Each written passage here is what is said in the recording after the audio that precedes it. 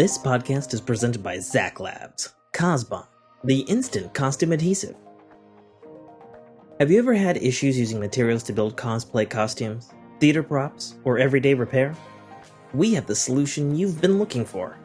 Zack Labs proudly presents our latest product, Cosbon, the instant costume adhesive. What you get is a 8.5 by 12 inch sheet. You simply peel off both sides much like you would double stick tape, except this isn't that. This is our patent-pending microfiber-infused adhesive that has a tensile strength of up to 100 pounds. This unique adhesive sheet is instant, and boy, do we mean instant. Activation is different than other products, as ours works purely by pressure. Simply peel and stick, applying even force, and it bonds. Instantly. It's human-safe, non-toxic, pet-safe, no fumes, and the best part, it won't ever stick to your hands. Rated for up to 75 wash cycles before starting to give. Great in the cold, rain, and even the heat. Stick anything to almost anything. Metals, plastics, most cloths, and best of all for all you cosplayers and costume builders, is all of your foam materials. While it does stick instantly, leave it alone with a bit of pressure for 24 hours and it cures to even stronger. So wave your magic wand and just use Cosbond, the instant costume adhesive.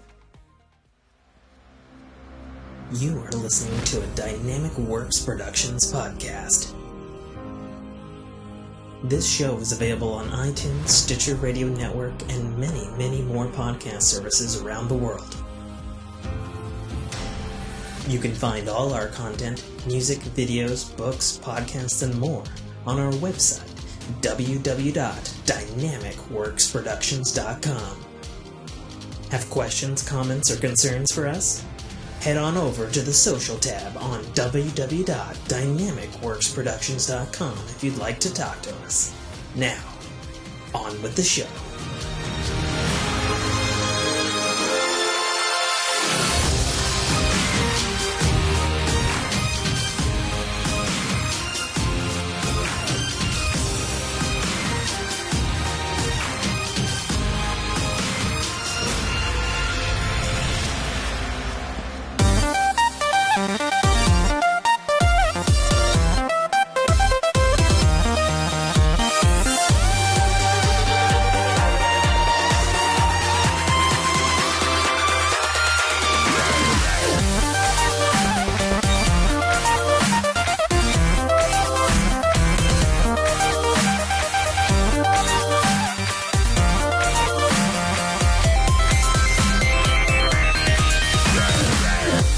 What's going on, Fork fam? I'm your host, as always, author, podcaster, gamer, Tim K.A. Trotter. Welcome to another fantastic episode of the Fork in Your Ear podcast. Joining me, as always, is the one, the only, the buster of knuckles, the blisters of listers, Mike List. Hey, Tim. How's it going? It's going okay. It's going okay. And special guest this week is some guy I just met. His name is Stripes. Hello. Hello. Pleasure to be here. Fantastic. So let me give Stripes a little bit of an introduction. Sounds good. Stripes is the admin of my Destiny clan. Oh, okay. Foes. So shout out to any Foes fam out there. He is also a Marine like myself. Presently a Marine or ex? Well, there are no ex-Marines, but I am a former. No disrespect. Former active duty. No, Just none asking. taken. Okay, fair enough. Yeah, so he was, like I said, on RNG Cast. He's been on 3 times now, or 2? Twice. This is his second. This was his second appearance, and as everybody knows, I'm a marathon man of podcasting. I get a lot of hours of content done really, really quick. Yeah, and I mean, you did do our Pathfinder game last night, and then you did RNG, and now you're doing this. So it's like I slept and you didn't. Yeah, we don't. We don't actually. It's overrated. Thank you. I'm gonna get into that right now. Stripes, how many hours of sleep do you need? I need 4 hours of sleep. Oh, that's weird, huh, Tim? The regular. It's gotta be a Marine thing, right?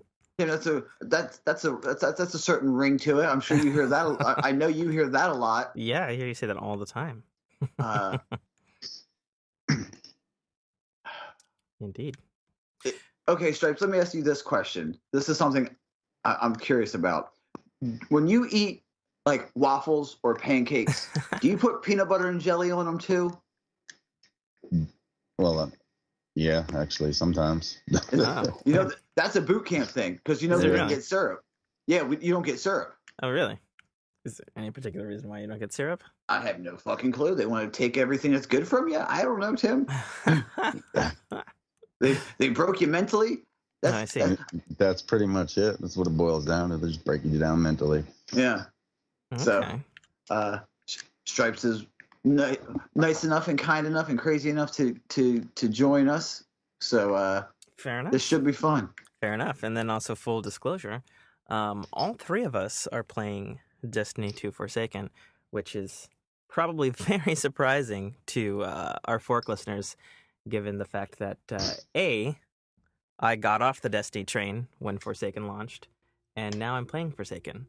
So a huge shout out to my boy Burning Wing for loaning me his PSN account so that I can experience what, half of our audience of our podcast have been talking about for the last several months.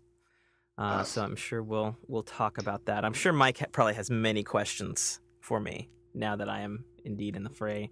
In fact, right next to him online in the PlayStation world. But in the meantime, we're going to spin that ring, going back to the regular format of the show, as we've been kind of freewheeling it this year. So we're going to spin the ring and find out which topic we're going to land on. The ring is spun, and we have landed on... God, I don't fucking remember my own system. That's how long we haven't used this fucking thing. All right, we have landed on the video games topics. Ironic, I know. So, a lot of things have been going on in the video game world. Yeah, I think probably the most recent thing is Anthem came out yesterday. Not officially, like it had its VIP beta yesterday afternoon, and I know there was a bunch of server issues as can happen with VIP betas. I mean, there was tons of shit on Sea of Thieves. I remember even all the way back to the original private alpha of Destiny 1, there were server issues. So I think it's probably par for the course, considering the game launches within a month. But, it would be... I don't know. It seems like every time there is, like, a private alpha, whichever company that's making the game can never seem to get their server shit together. I mean, like, I can't think of anyone that's had an alpha and had a successful launch. Can you guys think of anything? Not a one. I mean, it is kind of to be expected, but this was also a VIP, so they had a number at least that they could plan for. Sure. Yeah, and they had a private one back in December too. Yeah, and that's what I'm saying. Like you had the information to use to make, it go without a hitch. If you're planning on doing something like, I mean, if you were like, well, no, what we're gonna do, we're not gonna have enough servers. We're gonna see how we fix this. I mean, I can commend you for that, but it's still a bad look for your game. I mean, I feel like probably the most recent griever of this was probably Sea of Thieves last year. I mean, the game launched and you couldn't get into the game. Like it officially launched, and it probably wasn't until, I know you and I struggled to get in that first week there, Mike, but we eventually did, and once you got in, it was pretty stable. But, I don't know. I think it's probably just one of those things that's probably incredibly difficult to plan for any game of any size. Sure. Because either A, something's not working on the server side shit, or it's something they didn't account for. Like I think what was the issue back on Sea of Thieves? I think they had said they've been all good in their private alphas and betas and whatnot, and then the game launched, and then they're like, oh, we have 10 times the amount of players than what even our sales figures for pre-orders told us. You're going to have to give us a minute to fucking spin up some new servers. So, it might be something like that. But I've talked to a couple of my PSN friends who were able to get into the VIP beta for Anthem, and they've all said nothing but good things, with the exception of, I guess when you get to the boss in the beta, it tends to be when the server shits out on you. But the overall, nothing super like technical analysis of the game necessarily, at least from the people I talked to, but the general consensus was that it was fun. So I suppose we'll all see next week when the open beta for Anthem, providing they've got this server issue fucking squashed by then, see how the rest of the world thinks about it. Now you see, I have an inside man in the Anthem beta. Yeah. I actually have a code myself, and I'm not going to use it. Mm-hmm. Because you're a savage. I get it. Yeah, got him right. So what I've heard, and Stripes, you can attest to this. You were there when the review went down. If you like Monster Hunter World, you'll like it. This is basically Iron Man Simulator. Okay. I mean, that doesn't sound like a bad thing, Iron Man Simulator. I asked him about the flight, and he said unequivocally, I will not like it. Okay. I mean, you don't like flight, so it's fine. I don't like flight. Everybody knows that. You don't like a lot of things. In fact, I'm going to bring this up right now. Something that really shocked me, because I can't believe years and years and years of podcasting we've done together. You don't play or listen with the video game music on. Nope. That shocked the hell out of Really? me. I don't either. Really? Boom. Okay. Boom. Okay. All right. Well, we're gonna steer this little bus off the cliff right now. So I'm listening to Led Zeppelin right now. Okay. I mean, that's fine, but what is it like? I'm assuming, Stripes, you grew up with video games just like me and Mike did, right? Oh yeah. So, but I mean, like, was it the early days of like video game music that like you're like, I don't like this, I'm gonna listen to something else while I'm playing? Or is it a more recent thing? Or is it just, do you find it's repetitive or not good enough? Or like what is it specifically that turns you both off from it? Well, what got it for me is I'm used to, like, I came up in the first person shooter world, like with SOCOM and SOCOM 2 and shout and out, stuff I that. I played SOCOM back in the day. And that's an old one, man. Where the fuck did SOCOM go? They should bring that I shit know, back. right? Like, that shit was great.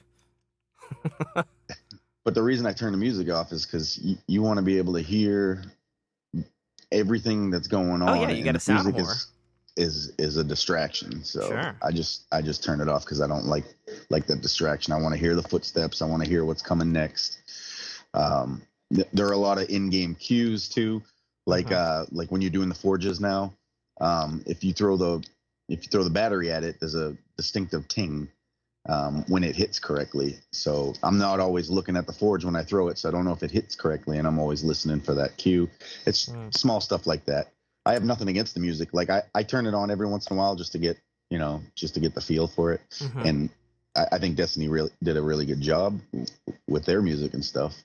But for the most part, I'll just turn it off right away. A lot of games I've never even heard the soundtrack to. So, given the fact that you guys both served, do you think it's perhaps part of the thing is the fact that in a real combat scenario, there is no music, so your senses of that are needed? Do you think that that's part of it? That's probably a good part of it for me as well. That's fair to say.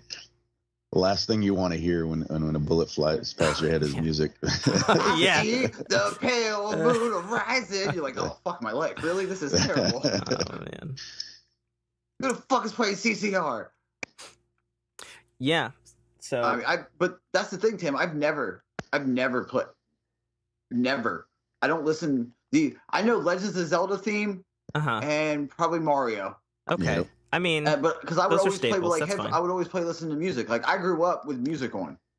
okay. Like music has always been on in my house, even though something was going on. Like with dinner, Mm-hmm. we would listen to music, and it would be like class. Like that's why I think that's why I like so many different types of music. Like I was always like my mom would put music on, my dad would put music on, I would put music on. Like there was always like I sleep with music playing. Oh, I mean, I sleep with music playing too, so I got your back on that one. Like that like And yeah. like I said, I like to listen to what I want to listen to. It's funny, the only game soundtrack I think I can remember ever listening to, other than the aforementioned Legends of Zelda and the classic, is the Fallout series. Because right. Because it's got the built-in music. Old time music. Yeah, and I'm okay with it. So I'm like, cool, you know. Fair enough. I mean, I guess when you take into account like people's histories, like how they grew up, like I guess it makes more sense. But like from my perspective, because I'm a huge music guy or soundtrack guy of video games and movies and TV shows, and particularly, the Destiny franchise and the Halo franchise before it have some of the best soundtracks in video gaming. And to me, it's kind of like when I heard that earlier in the week, which is still, again, very surprising. It has never come up before, Mike. Like, very surprising. We covered it. I honestly thought we talked. I think we talked about it. It might have been on one of the time we were personally talking. Oh, that could have probably been it. And then we fucking forgot about it. And I'm sure your reaction was dead ass the same. To be honest, I'm sure it probably was. But whenever I hear that, it's like, you don't go see Star Wars and not pay attention to the music. Is kind of my think on it. Because it's like if you had Star Wars and you didn't have that music, like, wouldn't it detract from Star Wars?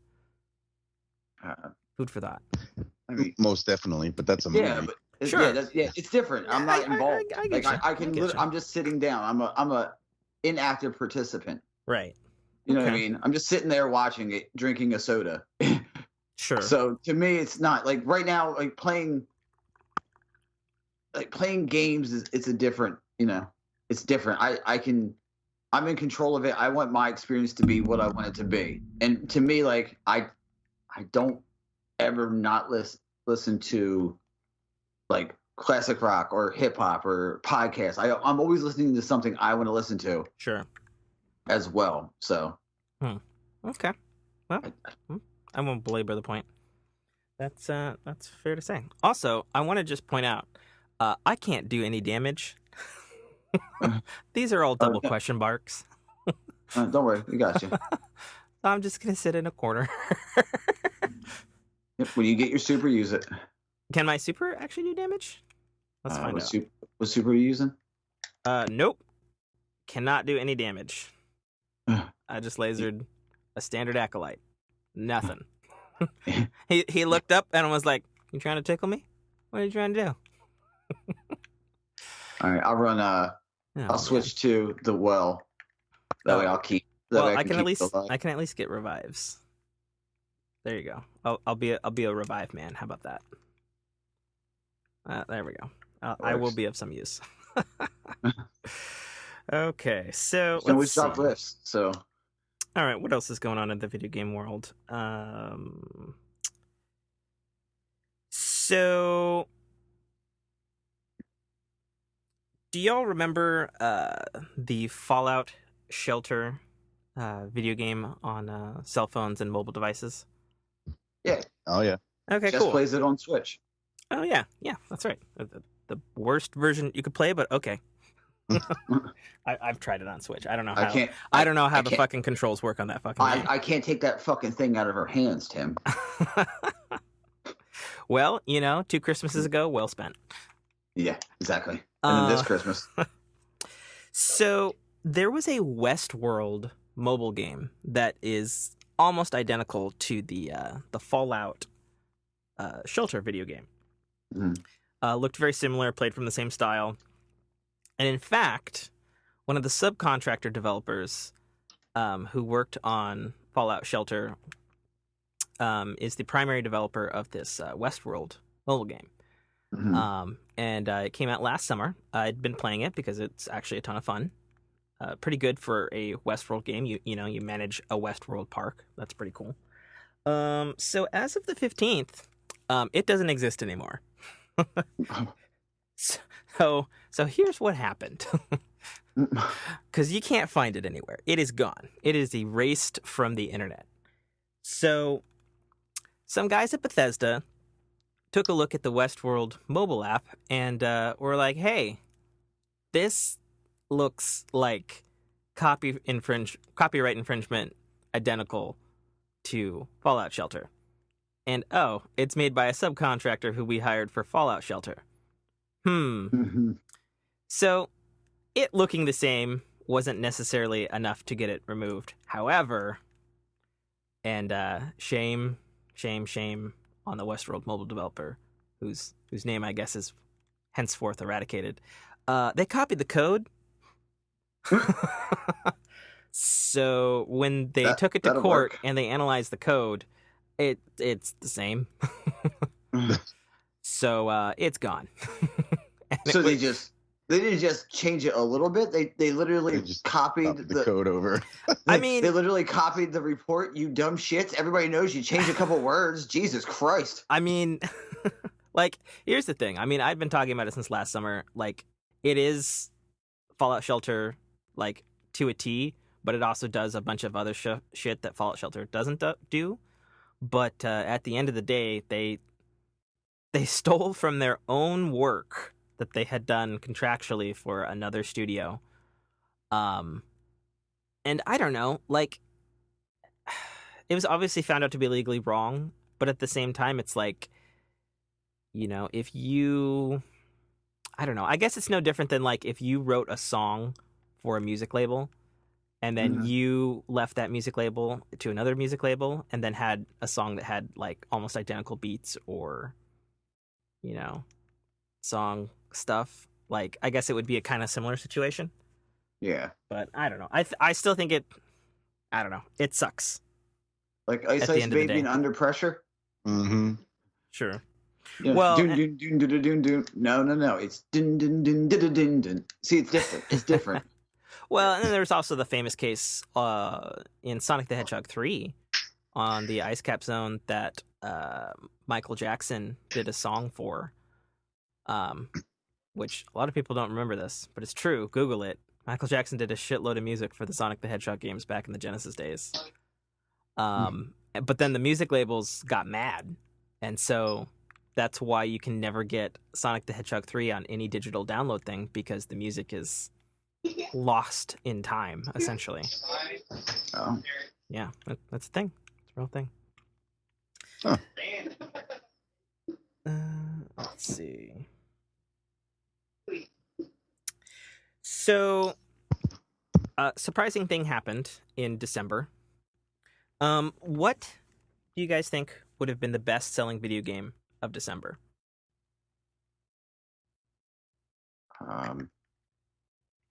So, because in a bombshell 2018 year, I only got about half of that.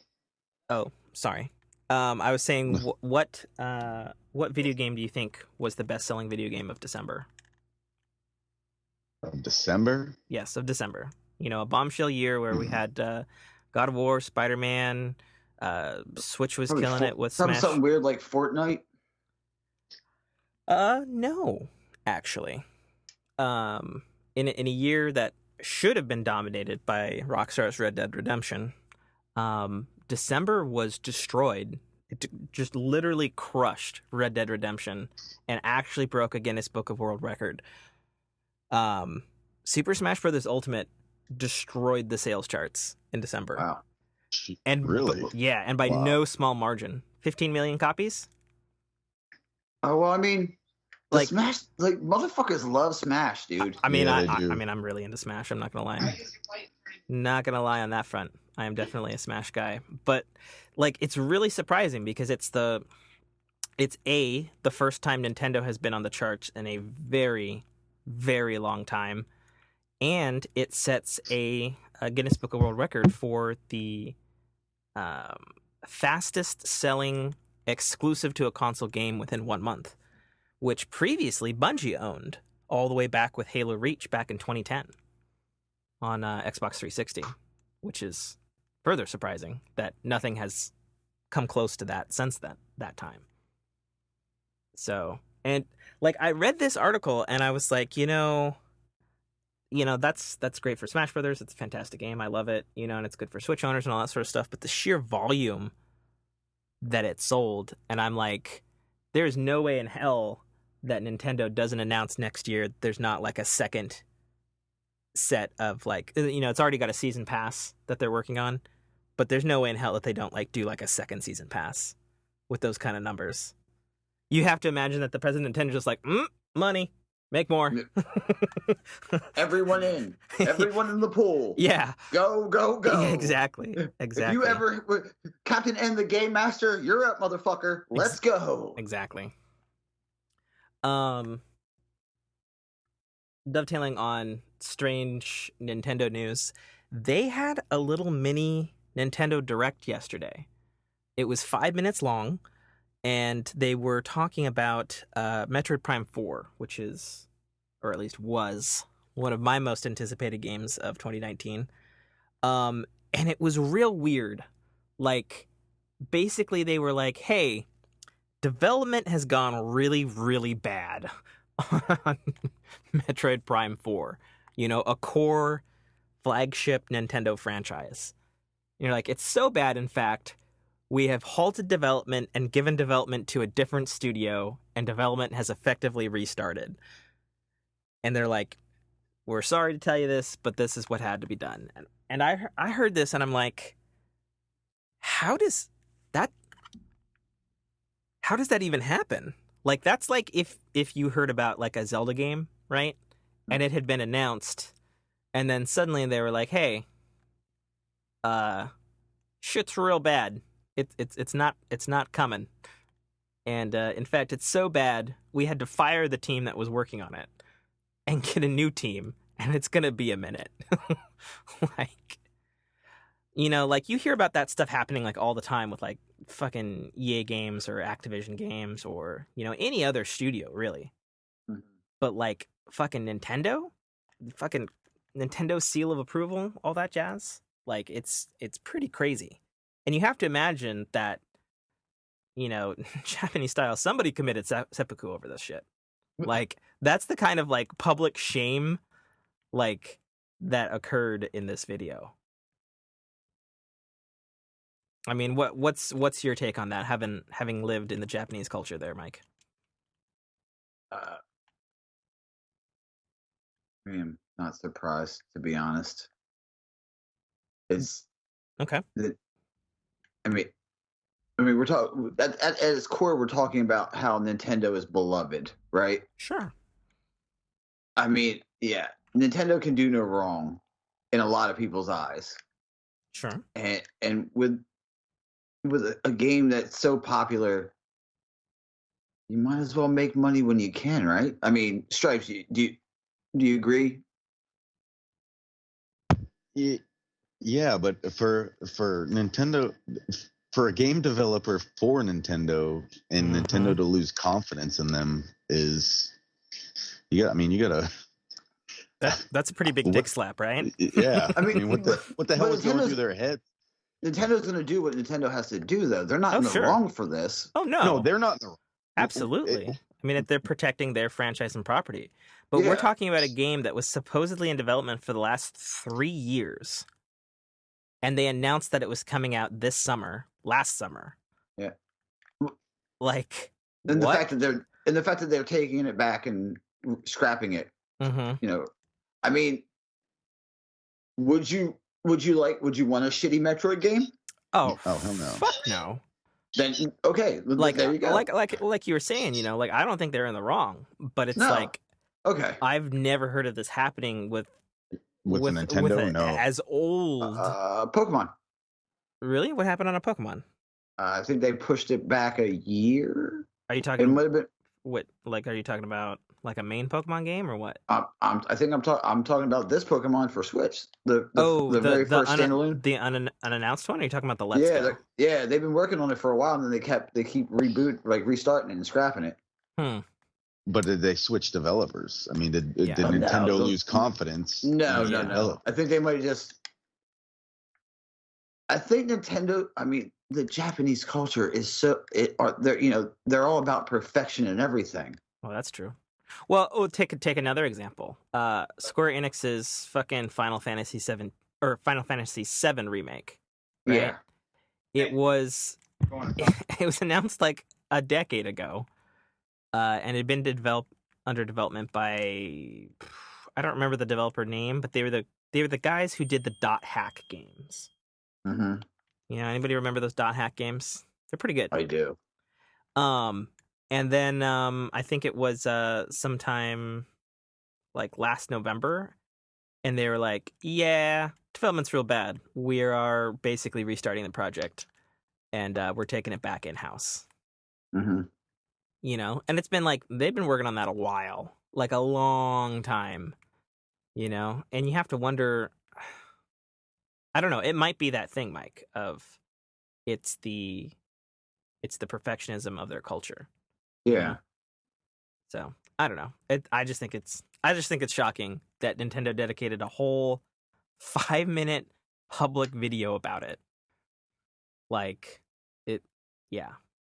I don't know. It's shocking to me at any rate. Well, a lot of people lost their jobs over that.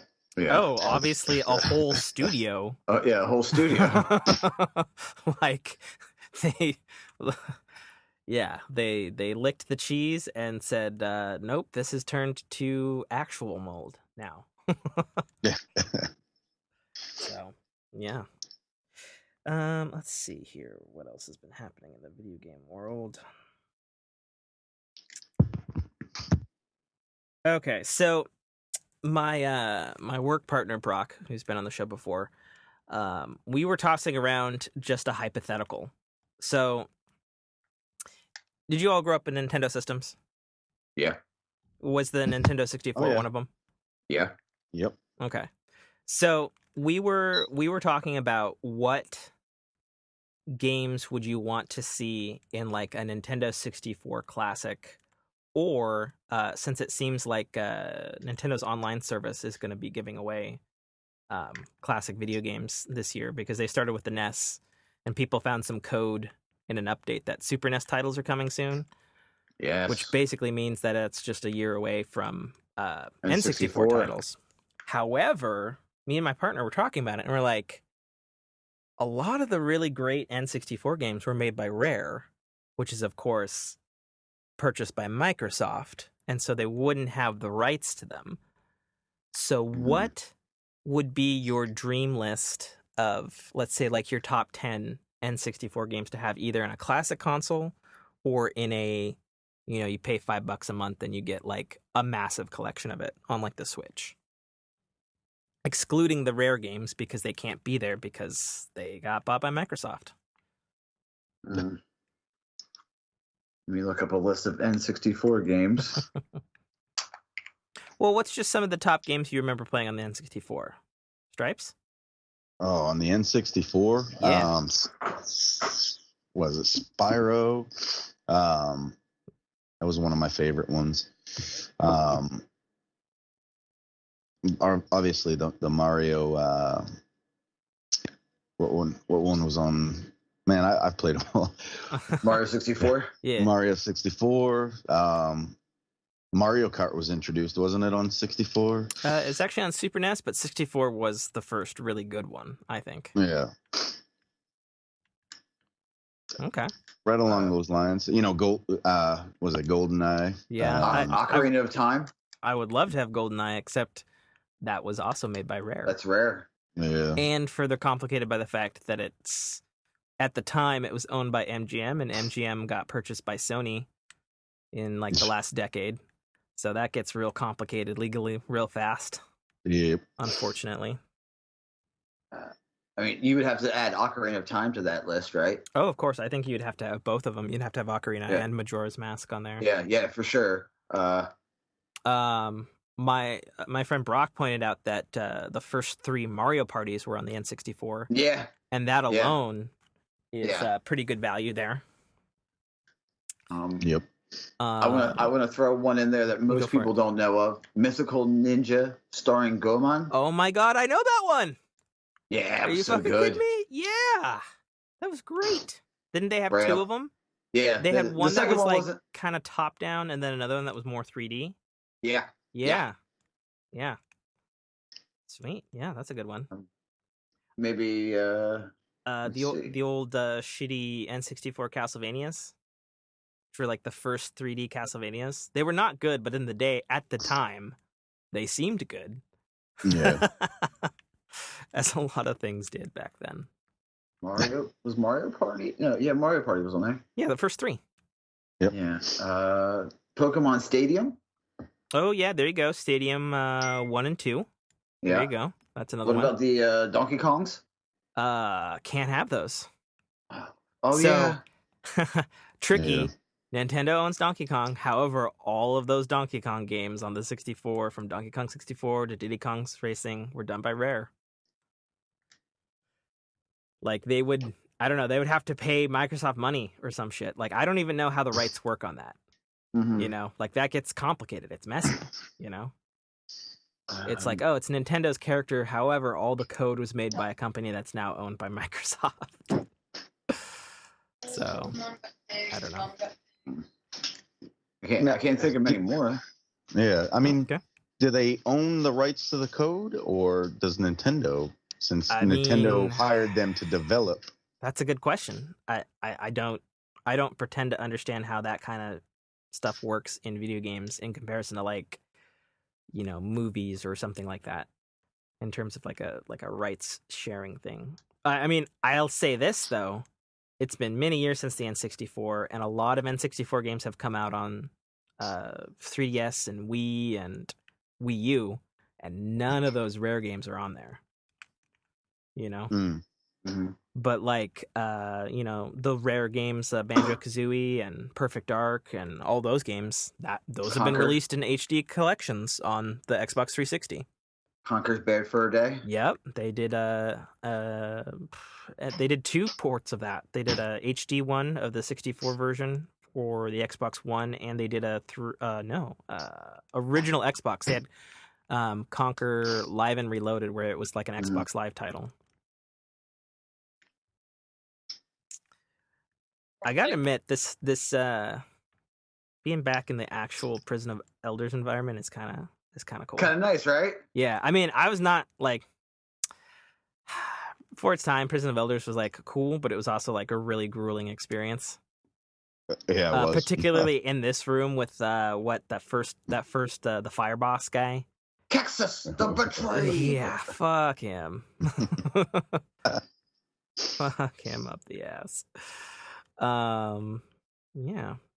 Well, I don't really have much more to talk about as far as video games, unless Mike wanted to get into the nitty-gritty with me on my thoughts on Destiny 2 Forsaken. I'm actually quite curious. So, what do you want to know? Just fucking quick fire question me. Go. I'm sure your first impressions were, "Oh my god, this is just a reskinned enemy." I mean, I'm sure you think the music's good because the music's always good. I actually think the music is exceptionally good. Yeah. Like, I think the music in this expansion is, like, I was like, while I was waiting for you to join, because I was getting fucked by the machinist there. Underwear is this? I mean, not underwear, but Ooh, underwear. I don't know how he confused deodorant with underwear, but oh. Like, do you? Oh man. I'm sure you believe that. I'm sure you know that the gunplay is silky smooth. Yeah, gunplay. So I'll break it down by day, because I've played almost every day this week. I think the only day I didn't play was. By the way, Tim, stand in this well. Tuesday? Yeah. Okay. I'm getting that. Okay. I mean, my first impression, like the whole, like, I thought the opening mission with the prison break, that was good. Yeah, it was good. It was just, you know, it just felt, I don't know, for lack of a better term, it felt like Destiny, I guess. Like, okay, done that. I've done this before, you know? And then, of course, the whole, and I've been in disagreement with this since before Forsaken came out. Obviously, they buried the lead with Cade dying, and that's being like an impetus for you to go on like a murder mission or a revenge mission. And I really feel that if they had not shown you that at E3, I wouldn't feel negatively about the opening of the game, because it's Okay. like that's something that should have surprised and shocked you.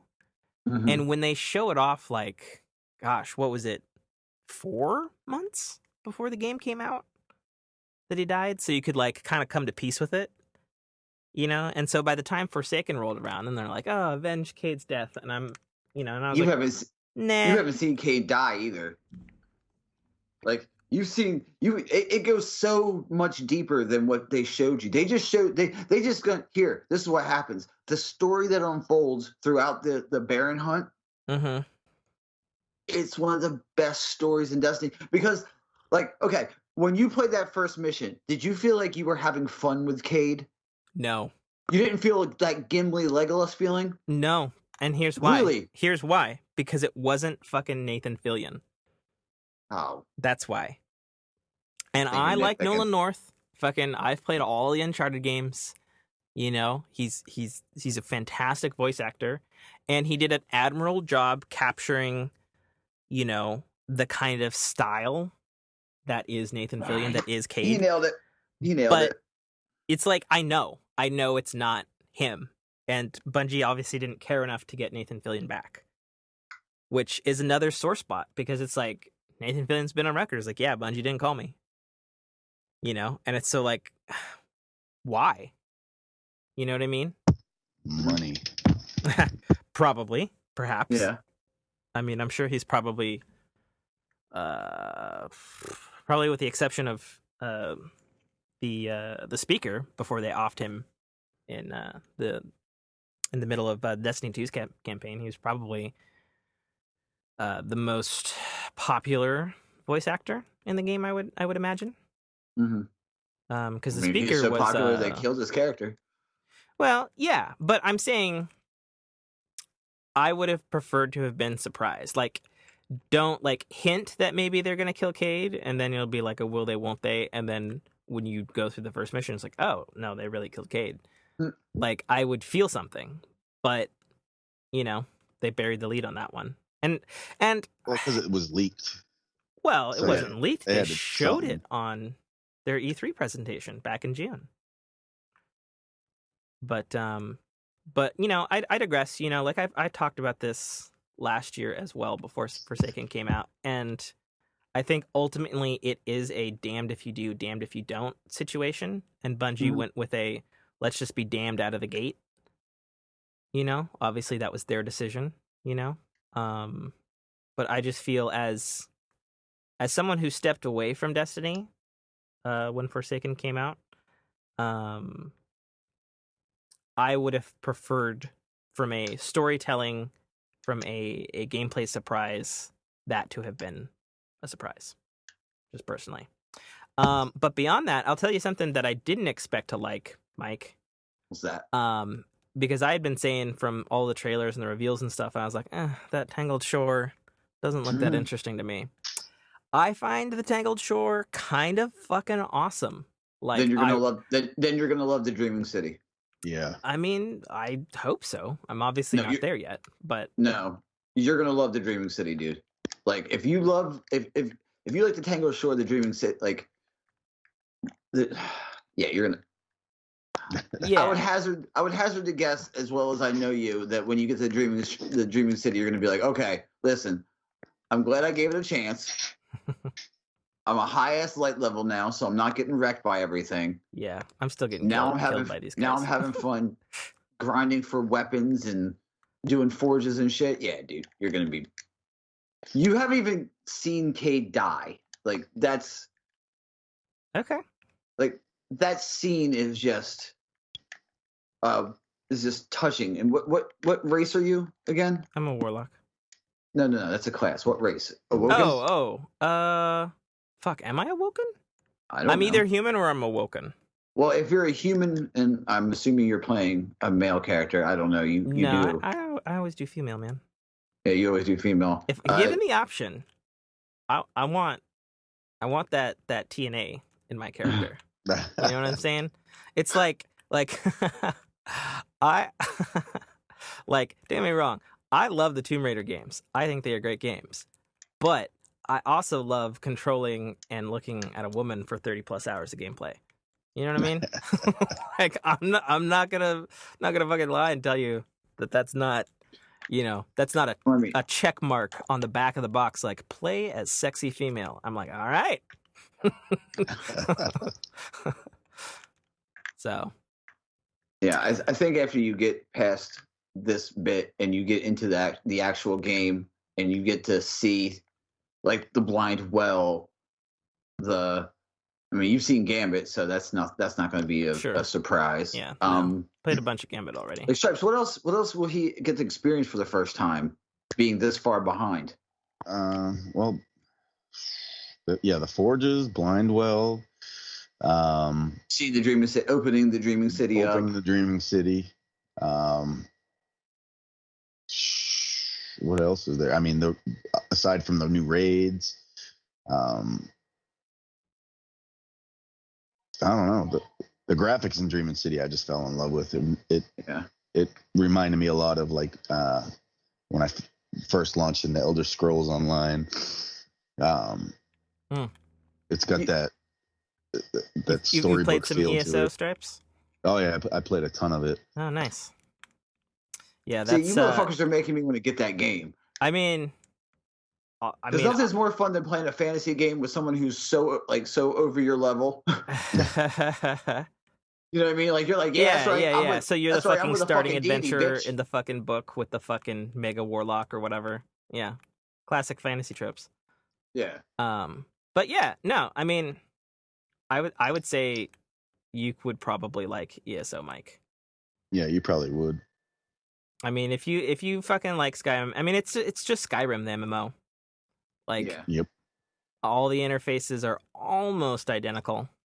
Especially with the new expansion coming, they're bringing dragons. Oh, are they? Yes, they are. You didn't see that? Oh.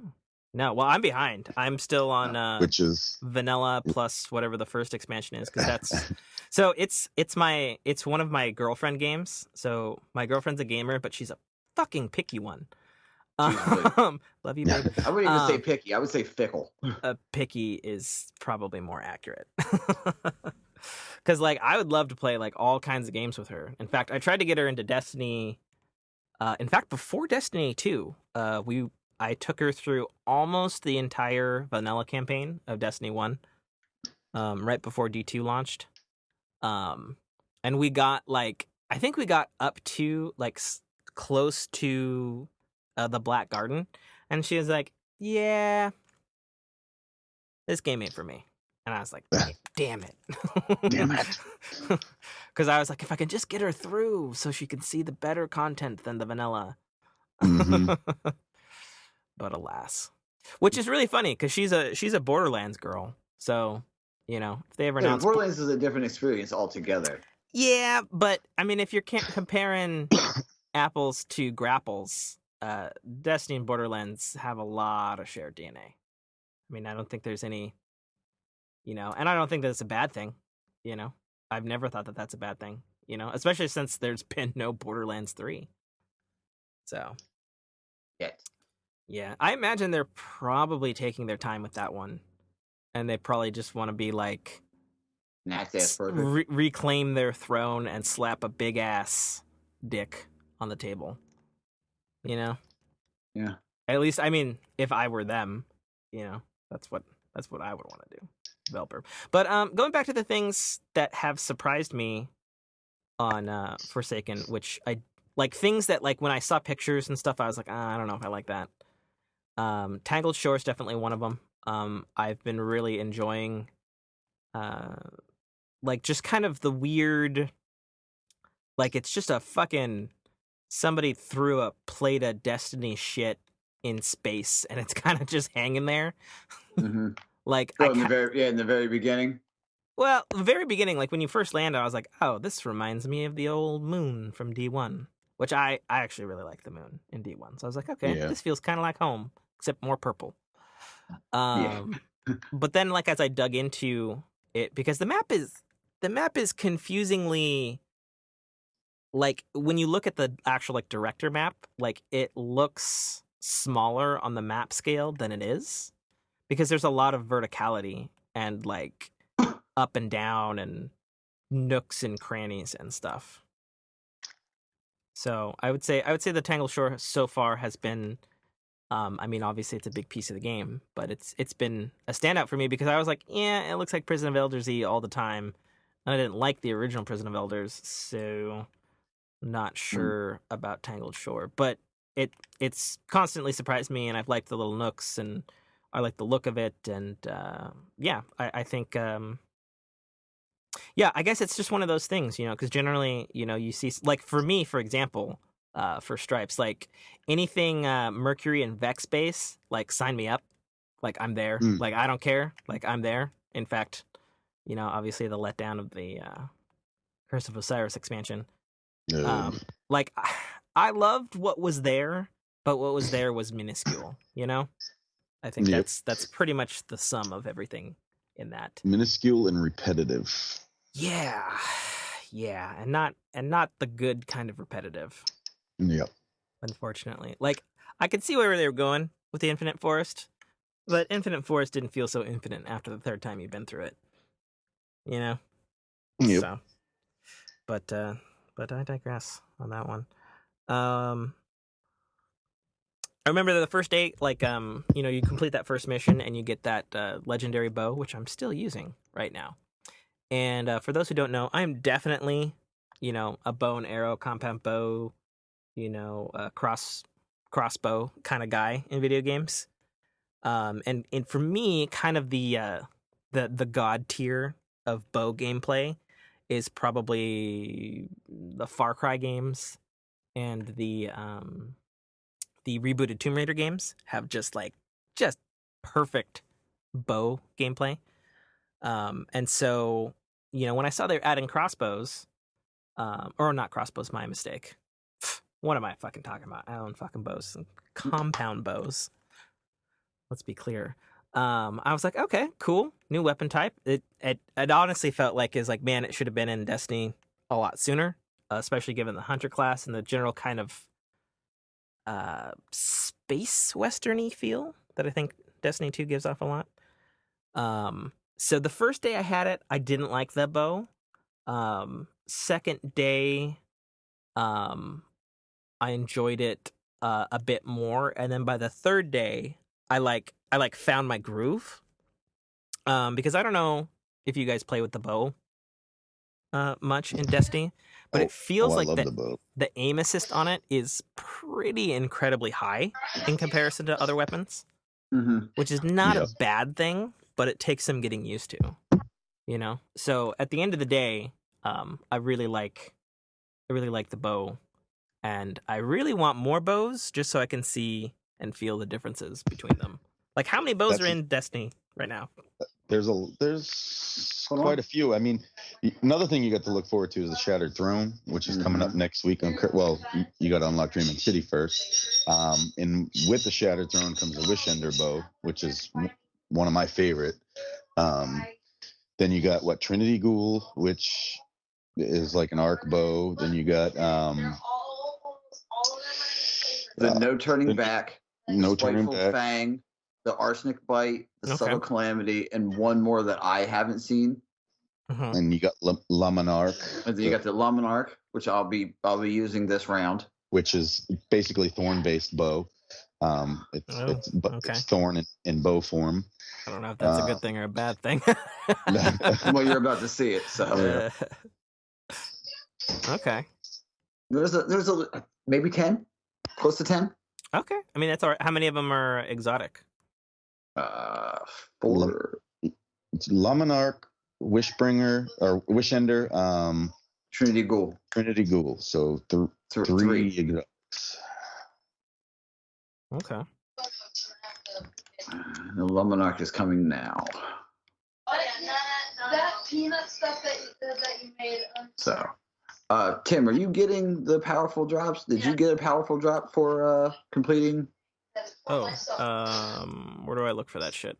You can just bring up your director and check it. Because if not, we might have to run the same element as you for that to work. I thought we would have got it done. Where do I find that in my director? On the map, on the milestones? Where? Yeah, bring up your director, bring up the map, and hover over destinations or map. Destinations, I believe. You got to select the Vanguard, and then hover over. Okay, selecting Vanguard. Then hover over strikes. Does it shouldn't say daily. There should just be a weekly. Is there a weekly there? It doesn't say play. It should say play. I see daily heroic story mission. It says only fire team leader may launch this. That's what we're in now. What does it say for strikes? Like go over to does the strike emblem have any marks on it? Like does it have any you can get a daily or a weekly from this? That marking? No, it doesn't look like it. Okay, so it's not highlighted? No. Okay. Not like when I look on the story missions. Does it look like that? Like if I look on Mars, for example, like on the Psionic Potential Heroic, it shows a challenge underneath it. Activity to complete 0 out of 1 legendary gear. Yeah. So you did. So you got it. Okay. Put on. I'm saying I don't got that one, maybe? That's not lit up for. I don't know. Okay. You're getting drops is what I was wondering. I mean, I should hope so. Should I have? You should have gotten a powerful drop, which would be a higher light level. I don't know. Let me look at some of my gear here.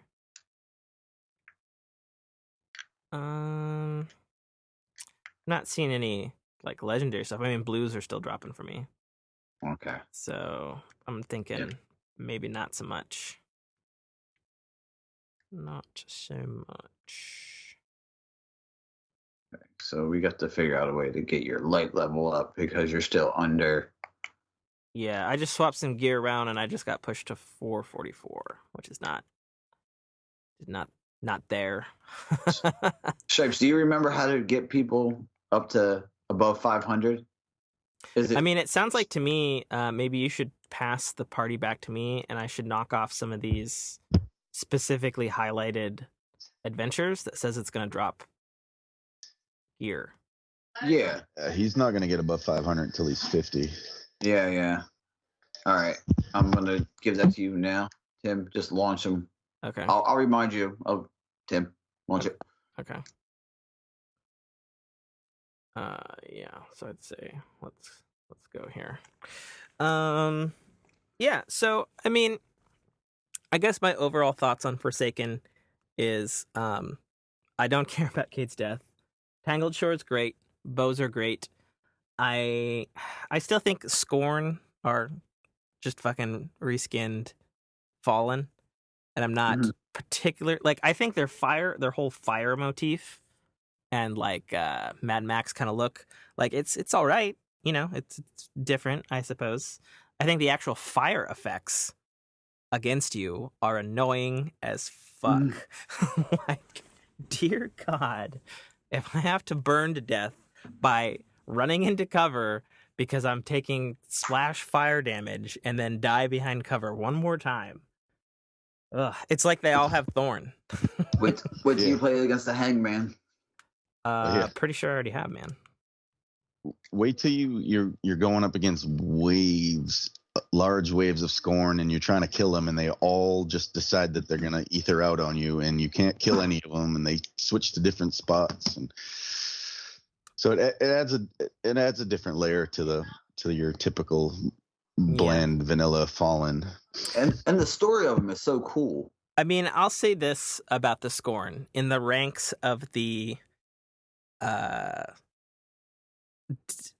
couple of different actual new enemy types and or different characteristics and maneuvers, you know, because like what do we got? Like in sequence we've probably got Taken, Siva. Yeah. Do we Hive. even want to count the Ice Hive for uh for the Rasputin DLC? I don't. I just consider Yeah. them Yeah. regular Hive. Yeah, they're regular Hive. Yeah. So then, I guess that brings us to, I guess, and then Scorn. So there's basically 3 skinned enemies. Mhm. I'd say that they're maybe equal to Siva, but that's not really saying much either. I mean, they're definitely similar considering Siva was more or less Fallen based anyway. Mhm. But I don't think they're as interesting as the Taken. At least to fight, at any rate. But that's my take on it. I don't know Yeah. if I've seen all the Scorn yet.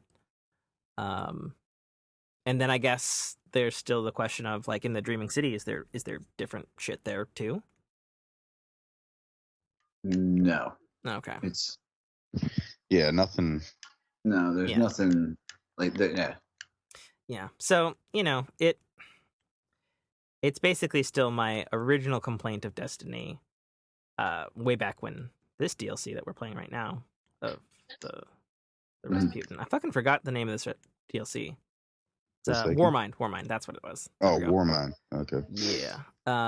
It just goes back to my original complaint of, like, I want like a new fucking enemy. I want whatever the fuck is in those triangle ships That's just the darkness. at the fucking Mhm. end of the fucking Destiny 2 credits. Like, Yeah. give me something actually new to fight. Like, I'm done with reskins, as it were. But I guess something that I can say as a positive about the Scorn, the Barons are at the very least interesting. Like, the sniper dude was interesting to fight and, like, chase him around, and you're shooting his holograms and whatnot. I'd heard from several people that the female girl who runs around on the fucking pike, Oh, fuck her. Fuck the rider. I can Yeah, totally understand how that's, like, super annoying for, like, a lot of people, and I definitely died at least 10 times before I killed her myself. But I actually had a lot of fun on that particular Baron. And I thought, not necessarily gameplay wise, but story wise, it was interesting. The one Baron who'd created his own throne world, that was pretty cool. Mhm. That was because of Cade. Yeah, I know. I'm aware. But I thought it was interesting. The Mad Bomber was kind of annoying. Yeah. Oh, and then the mission to get your new super. Mhm. I don't know if it's different for the other classes, like they've sometimes done in the past. Like, do you guys go and do trees and stuff? Yeah. Yeah. So everybody does the same mission? Yeah. Yeah. Okay, yeah, that mission was kind of weak. I mean, I liked the idea behind it, and, like, oh, there's, like, that city off in the distance, and you're getting some more shit from the traveler, and you're hearing, like, maybe the voice of the traveler or some shit. Like, it's kind of cool, but, like, you didn't go anywhere new, So, Mhm. I don't know. Okay, so what Baron do you have left? Just a heretic? The leader dude. Yeah. Is that the We heretic? should be doing. Yeah, then Yeah, we should be doing that. then that guy. Yeah, we should be doing that because that'll drop blues, right? I don't know. Stripes. Yeah, it should. Yeah. So if you want to pull us out and have us do the Baron hunt with you, I mean, because that we also puts out the story, so you get to see more. Well, this is almost done, so we can just Yeah. finish this real quick. Yep. Yeah. It ends right here. Oh, wow. Let's see. I don't remember the missions. Yeah, just got the 3 waves.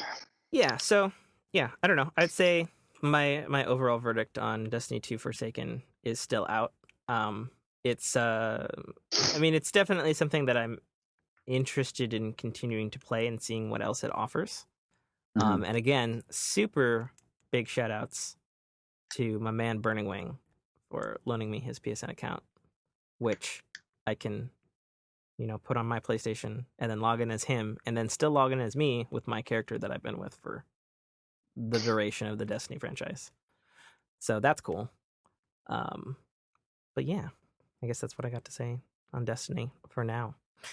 All right, let's spin the ring and get on to another fucking topic, for Christ's sake, because we've been hammering that one pretty hard. Let's see what else we got here.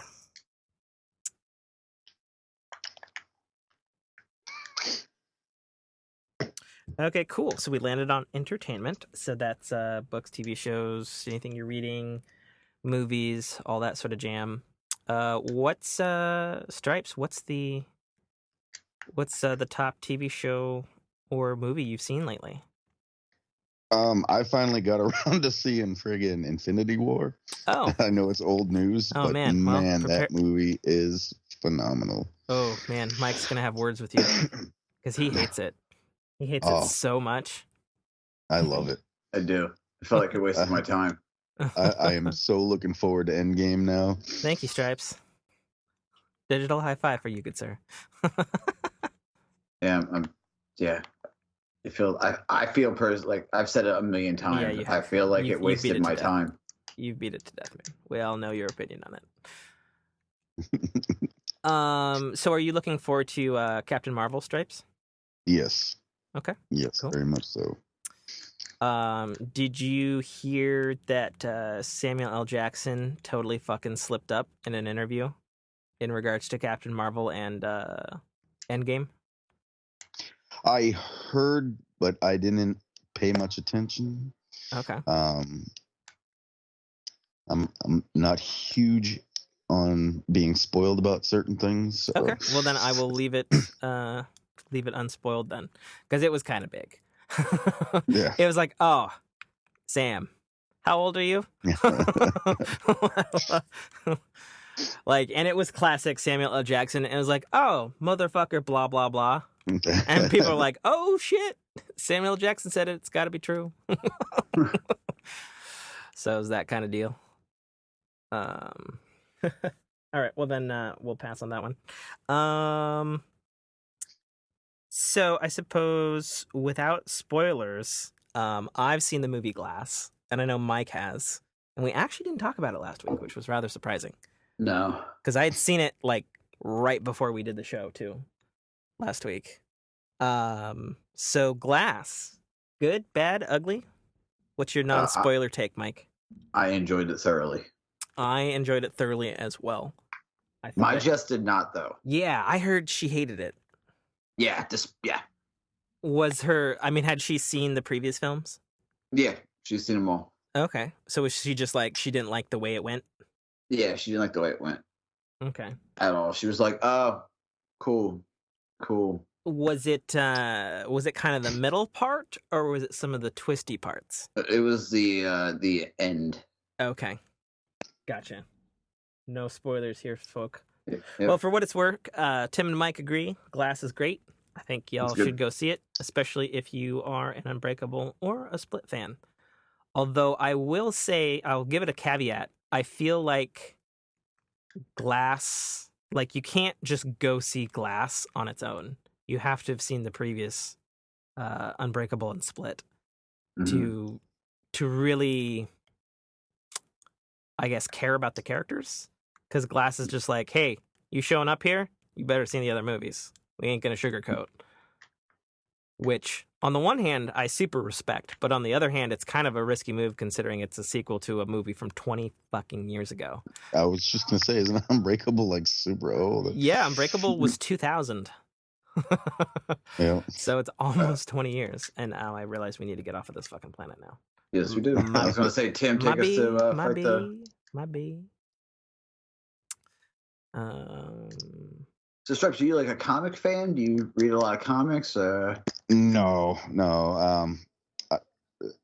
My best friend growing up, he was always into the comics and stuff like that. I dabbled in them, Okay. What'd you mainly read? through him.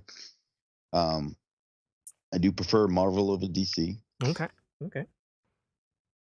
That is totally fine, good sir. What'd you read? Fantastic Four, X-Men, Wolverine, Spider-Man. Nice. All goodies. Yeah, Cool. all the tops. Okay. What about TV shows? What you watching right now? Oh, I don't watch TV. I got rid of cable and everything. Not even like Netflix? Yeah, I mean, I'll binge watch stuff here and there, but nothing recent. Okay. Well, what's the last show you watched? I don't know, Rick and Morty. I'm waiting on the next season on that. Yeah. I don't know. Hit him with it. Hit him with it, Tim. Hit him with what? Hit him with the voices, baby. Hit him with it. Which voices? All of them? Just Rick. Just do Rick. Just do Rick doing the airplane. Oh fuck, God. So if you don't know Stripes, so I live in Washington State, and there's that thing that made national news where some dude who worked for an airline stole a fucking airplane out of SeaTac International Airport and fucking flew it around. And like, there's like this air traffic controller was like, "What are you doing up there?" And he's like, "Yeah, I'm gonna do a barrel roll over the city." They're like, "Sir, we really don't advise that." And we had the transcripts from it, and I did it in Rick and Morty's voice. So the air traffic controller was Morty, and the crazy pilot was Rick, and it was just like, gotta get low. My voice is still Shrek from last night, by the way, Mike. Yeah. Well, you chose to do that voice, so yeah. Well, no, that wasn't it. It was all the booze. Yeah, too. Just think of what I have to look forward to during James's game if I play Temin. The voice shreds me, but you're not gonna save Temin for my game, because I kind of feel like you should. Okay, I'll do that for you. But it was like, God, I haven't done this voice in so long. This might be terrible. I feel so on the spot. God damn you, Mike. You're like, oh, geez, Rick. I mean, I don't know if that's such a good idea. You know, doing a barrel roll up there in the sky. It's could be kind of dangerous, you know. Shut the fuck up, Morty. You know, I'm gonna do whatever the fuck I goddamn well please. You know, because I'm Rick, baby. I'm gonna do a barrel roll. No. I'm gonna do a motherfucking barrel roll. So there you go. Nice, spot on. Thanks. I tried. Okay, cool. Just picking up some of these legendary things that people are giving me in the tower. Yeah. Yeah. So what else have you been watching, Mike? I mean, you know, the RuPaul's Drag Race, big in my house. Okay. The Great British Bake Off. Okay. Yeah, because you're a baking fiend. Yeah, it's incredible. We've been watching that. We've been binging that as well. Okay. Let me see. What else have we been watching? I've been watching a lot of anime. Okay. What's your top anime right now? Oh, man, it's on that. It's Castlevania on Netflix. Oh, okay. Yeah, it's really good. I got about halfway through second season, and then I don't know, shit got weird for me in real life, so I haven't been back to it. Although, as you know, I ate crow in the first season. I don't know what I was fucking smoking or drinking when I saw the first fucking season of that, but it's good. It's really good. Did you hear that Netflix announced that they are doing a Resident Evil live-action TV series? They're doing what? They're doing a live-action Resident Evil TV series on Netflix. Jesus Christ, no. You know what's going to make it even worse? Wow, Jesus, it's officially going to be tied into the canon. Shut the fuck up. Insane, completely super Japanese, fucking asinine, completely insane canon of the video games. That has everything from fucking Wesker, who always gets fucking resurrected, to people turning into lava dinosaurs, to, just fucking crazy fucking anime shit. Yeah. I forgot about the lava dinosaur. God damn it. Yep. A lot of people tried to forget that one, but he keeps coming back. But yeah, I guess they're gonna shoot it this summer, and I don't know, maybe next year or something. But I don't know. Like, I kind of feel like doing a live action zombie TV show at this late in the game, given how The Walking Dead is basically a dying ember, and kind of zombies Yeah, I in pretty much general. stopped watching that too. Like, I it seems kind of like an odd choice to be late in the game. I mean, I'm more than open to being proven wrong because I'm a Resident Evil fan. But a TV show, I don't know if I need. I don't know if I need that because the premise is Resident Evil. I mean, I don't know if I need that, but maybe the people who watch the 10 fucking Resident Evil movies do. How He was about like, that? yeah, Paul Vanderhoven. Woo! Yeah. Play some more techno, followed by Get Rockin'. Dumping some things in my vault. Gotta do both.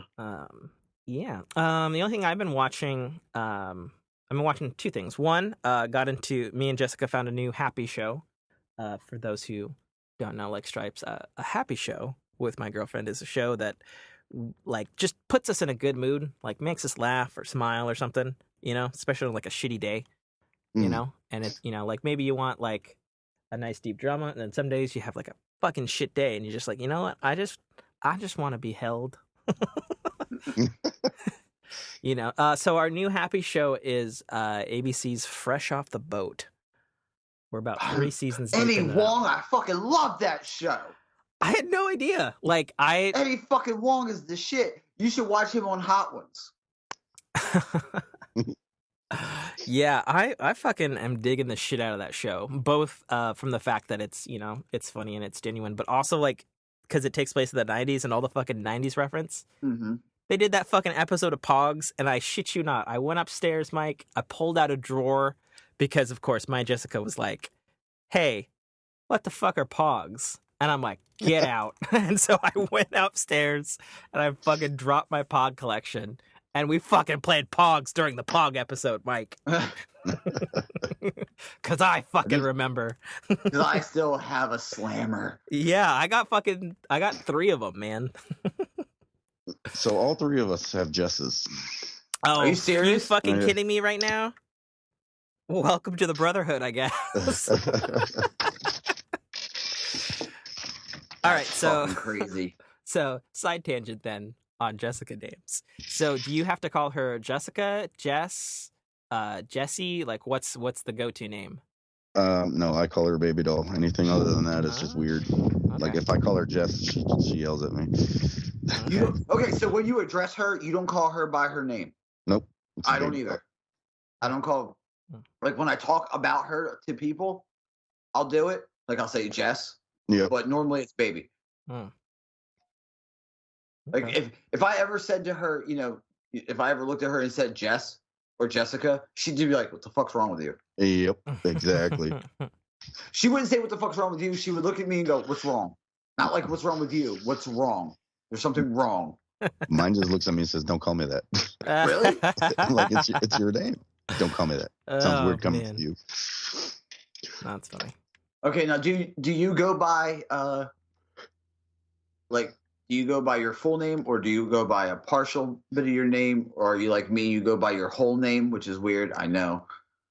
People refer to me by my full name, like my full government, and most yeah, it's weird. It's weird. They do it at work. They do it in my personal life. Sometimes Jess does, my Jess does it. Mm-hmm. So she'll just say it. And I'm like, yeah, see, everyone does it. Yeah, it's a mixed bag with me. My name's Patrick, and so some people will call me Pat, some people call me Patrick. Okay. You don't have a preference, is what I'm saying. No, I don't have a preference. I'll answer to it all. Yeah, fair enough. I don't like Pat. I don't like my name's Mike, obviously. I don't like Mikey. Oh yeah, Mikes generally don't like Mikey. Yeah. Like I've known, I kid you not, 23 Mikes in my lifetime, and like none of them like being called Mikey. No. Like the only person who does is my mom, and that's because she's really? my mom. Yeah, I mean that's the mom. That's like the mom. Yeah, you get a pass. Yeah, the mom pass. Yeah, I couldn't think of it for a second. It's my mom. She can call me whatever the fuck she wants. My cousin's a Mike. I still call him Mikey. Oh, And But that's because he is hates he it. younger than you? No, he's older than me. Oh, he's older. oh yeah, yeah. He's Because like a year older than it's- me. We're roughly the Oh same. yeah, okay. You're like brothers. yeah. Yeah. Yeah, Yeah. that's a different story. I mean, I think the same probably goes for my name. Like I've known a handful of Tims and Timothys. No one likes Timmy. Fucking get your fucking Timmy out the fucking door, you bunch of cunts. Yeah, go fuck yourself. Yeah, like, which is terrible because fucking my Jessica's family found out that I hate Timmy, and now they all just call me Timmy, and so I got to sit there fucking Thanksgiving. Like, oh, Timmy, pass the salt. And I'm like, Fuck you, stop it. Just look at him and say, I don't know who this Timmy is. So, My name's Tim. exactly. Is it Tim or Timothy? My full name is Timothy. But I go by Tim because it's just like it's just Tim. It's fucking easy. My best friend growing up, the comic book guy, that's his name was Timothy. Oh yeah. But I don't think I've ever heard anybody call him Timothy except his mom. Yeah, the oddest thing I hear about my name is like, especially not to be fucking like racist or anything, but like the oddest thing I hear is like when people like see my face or whatever, because I've been doing podcasts for a decade, is like, oh, you're not black? And I'm like, no, I am not. It's a Scottish Irish name. Thank you very much. So, yeah, I've heard that many he's times. He's Chinese, so yeah, I don't know what to say on that one. Now my cousin whose name is actually Timmy. He's Scottish Irish. See, I think if you're, I guess it might be more like a term of endearment, like depending on how far you into it culturally, Yeah. Because it's like Timmy in like Gaelic or some shit. Like that probably better. Okay, so I got to talk to Spider now. Okay, here we go. So going back to TV shows, Fresh Off the Boat's a good one there. And season 2 of Star Trek Discovery started, which is a big show for me because it was my favorite show of last year. Also a big show because I finally got my Jessica to not hate Star Trek, and she fucking loves Star Trek Discovery. She thinks it is fucking the shit, and she wonders why they hadn't done this type of Star Trek show before. Does she like the Orville? Oh, she fucking loves the Orville. Okay. I just started watching right? that. I don't, like I said, I don't really watch TV too much, but yeah. You don't want to. I'll put it on when I'm going. All right. You want to heroic this for him or no? Oh, don't matter to me. All right, I'm he's just dead. Do what now? This public event we're working There's a on. public event out here we're working on. Oh, you are? But Okay. yeah, the oral's pretty good. I've been catching a couple episodes here and there. I'll put it on like when I'm getting ready to go to sleep. Yeah, I'm a big fan of the Orville. It's in its season 2 now. It's doing pretty good. I think it's a really great show. I think the thing though that was always very funny to me about my Jessica, because she, when we first started dating a couple years ago, she's like, "Yeah, I hate Star Trek," and I'm just like, "You're going to have some other qualities for this relationship to work," which she does, which is fine. But let's reconsider what you just said, shall we? Yeah, because like I famously, and she'll tell you this any day of the week. Second week we were dating, I was like, "All right, have you heard of a show called Firefly?" And she's like, "No." I was like, "Okay, we're gonna watch the show, but I'm gonna tell you right now, whether we continue is dependent on you liking the show. So no pressure." And she liked the show, so there you go. But no, when we were watching Orville, like, and she was loving it, the whole time I'm thinking, I was like, this is just Star Trek, right? Like, that this is just a funny version of Star Trek. It's a yucked up Star Trek. And she's like, no, it's not. That's impossible. And I was like, stop saying Star Wars lines. Like, they're not going to help you here. But yeah, season 2 of Discovery is going on now. They just had their second episode. I also got Brock into it. He loves Discovery as well, Mike. He thinks it's really fucking rad. But yeah, there's nothing much to say. I mean, it's fucking amazing Discovery. The only thing I can say about it in comparison to season 1, which is really surprising considering Discovery has one of the highest budgets and production values on TV right now, is like I thought season 1, like, they took it to 10. Well, they found a way to go to like fucking 11 on season 2. Like, whereas season 1, like, you know, you've got like the fucking bridge or whatever, and you've got extras and whatnot, and like, you know, and the show looks really good and it's got really good CGI and stuff. This is like there is always something really interesting going on in the background. You know, like there's like, if you like are not paying attention to the main actors, there's always something else going on, you know? And it just seems like you know, it's kind of really weird because season 1 really felt like the movies. Like, it felt like big budget, big action, big everything for a TV show. And like season 2 feels like one of like the Star Trek movies of an existing show, where it's like the show is like, oh, okay, cool. You know, this is what the show looks like because it's TV. It's like, oh, this is the movie. It's fucking big and expansive. Like, it feels like that for season 2. And if you see season 1, that's really fucking saying something. It'd be like, Mike, you know, Altered Carbon. It's like if Altered Carbon season 2 comes out, which it obviously will, and you see it and it looks even bigger and grander than season 1. Oh, you mean My Hope? Oh, yeah. Exactly. That is exactly it. Stripes, you should check out Altered Carbon. Yeah. You should vamp while I pay attention to the subtitles. Oh, yeah, go ahead. On this cutscene. You watched Altered Carbon? Yep. How many times have you watched it? I've only watched it once. I watched it 8. No kidding. Yeah. He loves it. Yeah, I love it, yeah. Yeah, I thought it was good. The more human than human fight scene, come on. He kills somebody, more human than human. I'm like, oh shit, this is dope. Like, I watched that live on this show, actually. So, as Tim is now getting engrossed into the beautiful cutscenes of Destiny 2,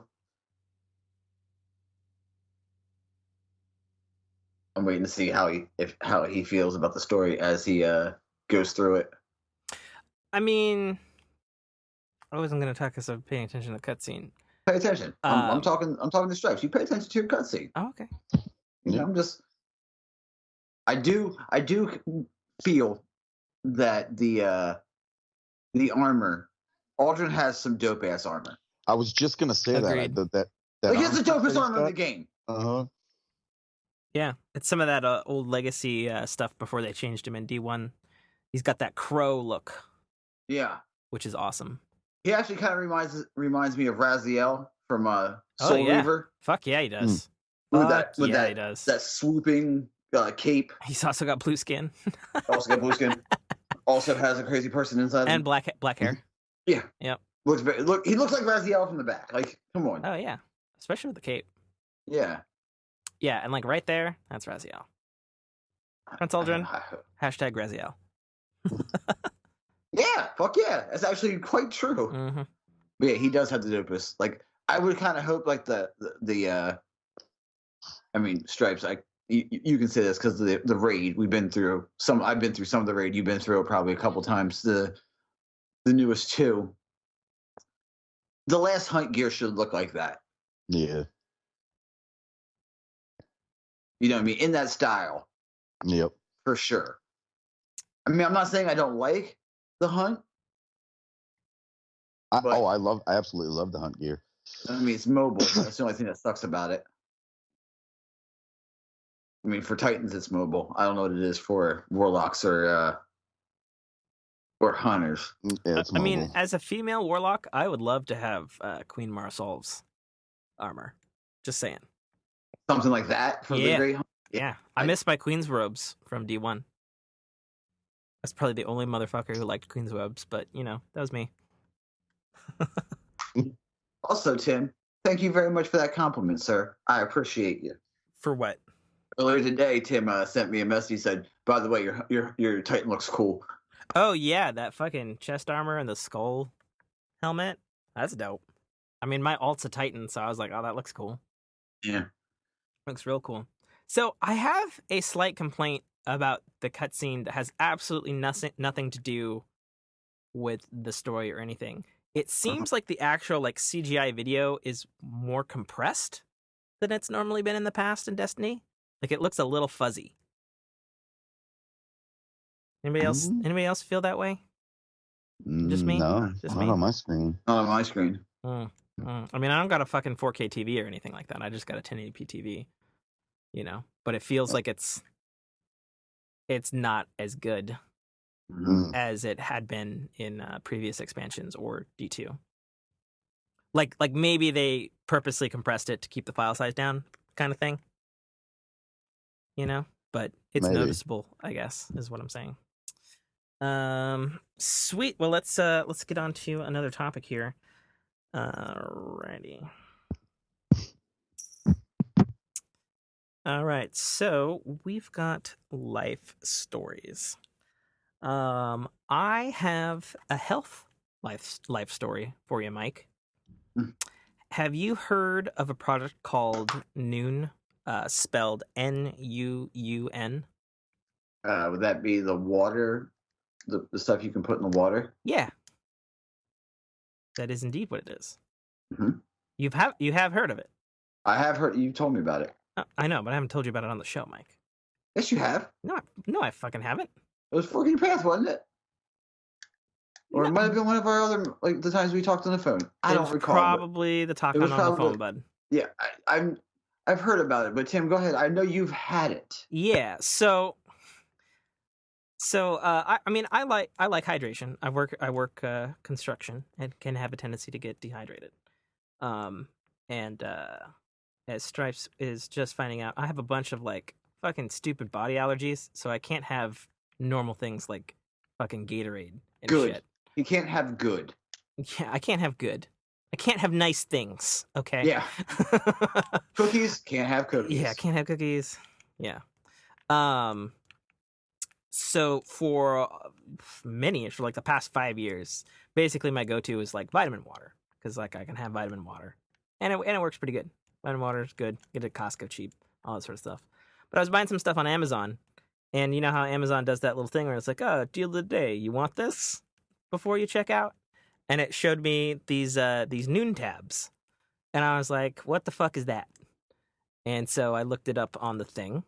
And this is a very big opening. Big opening of the thing. I got stuck behind the thing. Oh, god damn it. I always get stuck behind the thing.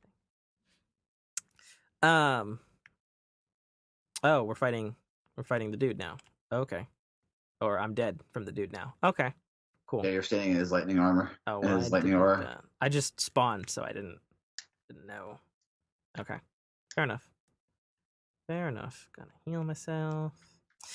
So these Noon tabs. So basically, they're a water-soluble tablet, and you throw them into a drink, and they've got electrolytes and all the stuff that you would need for hydrating or working out. And the particular ones that I got also have. He is sucking us in. He is sucking us in. Why would he bring us closer like that? That's now, is it effervescent or is it still? It literally says effervescent on the bottle. So it is lightly, I guess carbonated is the wrong kind of word, but it definitely. It's sparkling. Yeah. And not necessarily like that's a feature. I think that's just because of whatever is in the tablet that helps it dissolve. Like an Alka-Seltzer. Yeah, sure. Yeah. Oh, this is an impressive looking haul. That's cool. Oh, hey, there's a little thing of Saturn. Maybe. Mm-hmm. Come scan it. Mm-hmm. Okay. Inspecting. That's kind of cool. So anyway, they're tablets, and I've been trying them all week. And the big selling point on them is they don't have any like additive shit in them. Like they're a totally like clean thing, and they've got like Can't pay attention. What now? What am I paying attention about? You're missing. I'll explain to you the story. Continue. Okay. Yeah, but the tabs are Taken Realm. That's great. Or Ascendant Plane. Close enough. Basically, the long story short is they're fucking tabs, and you put them in water. And I've been trying a week, and I literally physically feel better when I put them in my water and I drink them. And I can't say enough about that because I had Brock try them too, and he said the exact same thing. He's like, oh, because he's a Gatorade guy. Like he has Gatorade daily, and he's really? Yeah, he's got like a little fucking separate jug of like the dry Gatorade powder. And he has it like every day. And he tried one tab and he was like, this is way better. And he was like, you need to buy more of this so that I can steal it from you. And I was like, okay, brother. So what kind of flavors are there? There's tons of flavors, actually. I purchased a variety pack for like $8 and it had 4 tubes with 10 tabs apiece in them. And there's like an orange mango, lemon lime, a cherry limeade. Okay. What the fuck is the fourth flavor? And I think the fourth flavor is just like a lemonade flavor. But the kicker about the flavors is they don't taste like garbage or like artificially. Like I had Jessica try the orange mango one and she's like, oh, that shit does not taste like Tang. It tastes like orange mango. You know, like it should, you know? So it's more naturally flavored? Yeah. So it's like, that is a big-ass geode that is yelling, free me. Okay. That's interesting. Okay. No, you're probably hearing me. Mara. I'm in the Ascendant realm, so you're probably hearing Mara through me. Oh, okay. I don't know. I don't have any sound on. I just have subtitles. Oh, yeah. So I don't. You're hearing her through me then, because I'm speed running this for you. Oh, I see. Okay. Cool. That line I love. No. No, free me, oh brother mine. Yeah, so I'm really digging the Noon tabs. I mean, I bought them on a whim because it was like fucking $8 on Amazon.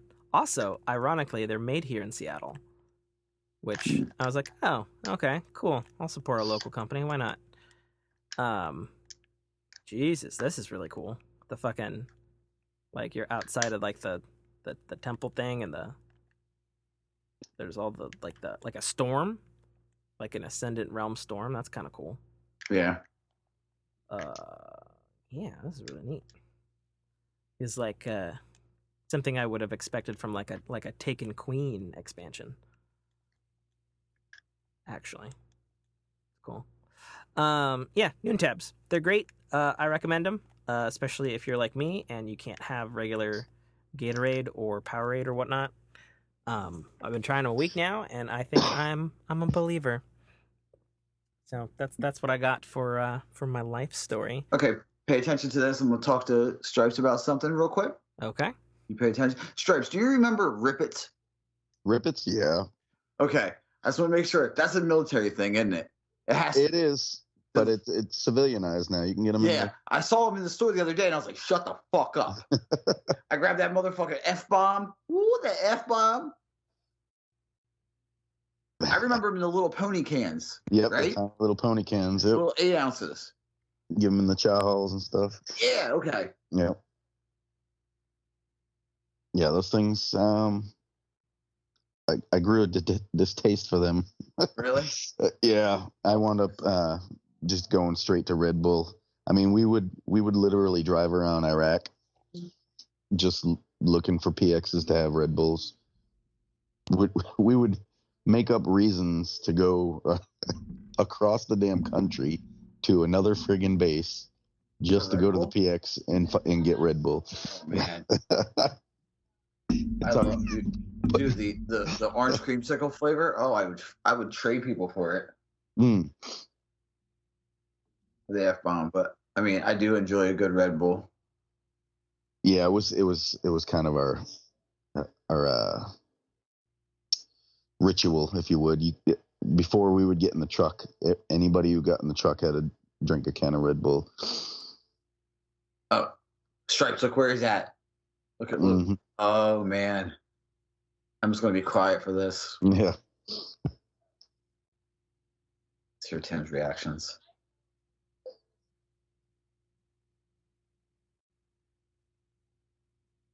I mean, if you're talking about it being the Amakara, I already knew this.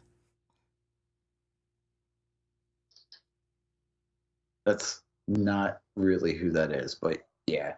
Okay, Yeah. already knew it then. I mean, it's kind of cool looking, Yeah.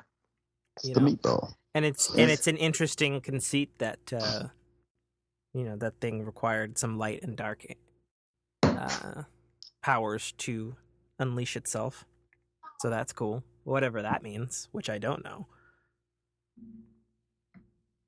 You will when you make your return to us. Oh, okay, cool. You fight it now. Oh yeah, the ribbon thing. Oh, that's cool. It's got the raid logo above it. Mhm. Oh, it just slowed me down and oh, that's cool. Teleported you. Well, yeah, just the gravity is different. Mhm. Feels like I'm constantly warlock floating, which is normal for me.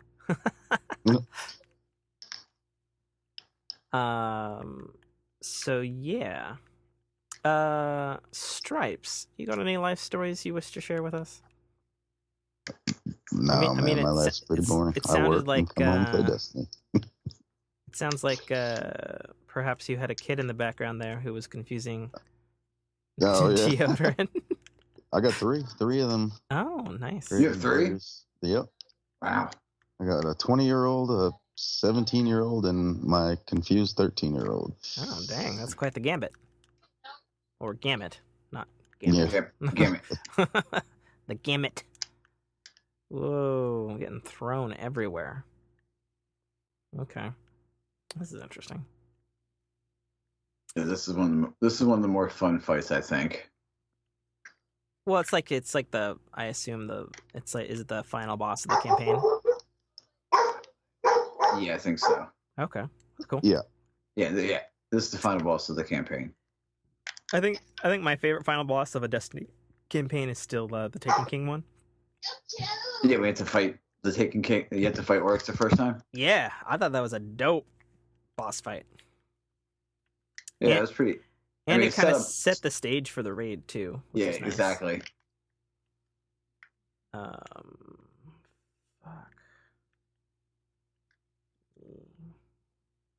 Oh, am I supposed to go through the hole? Is that what I'm doing? Okay. Bye.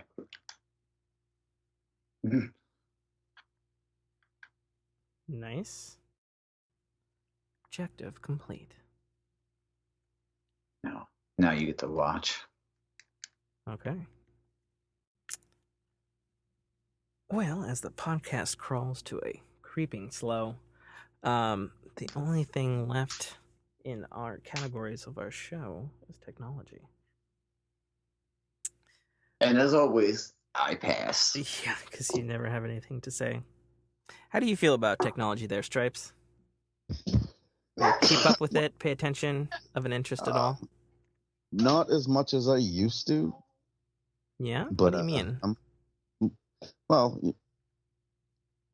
I used to be like, I have to have the newest, greatest things. And stay on top of what's up and coming. Sure.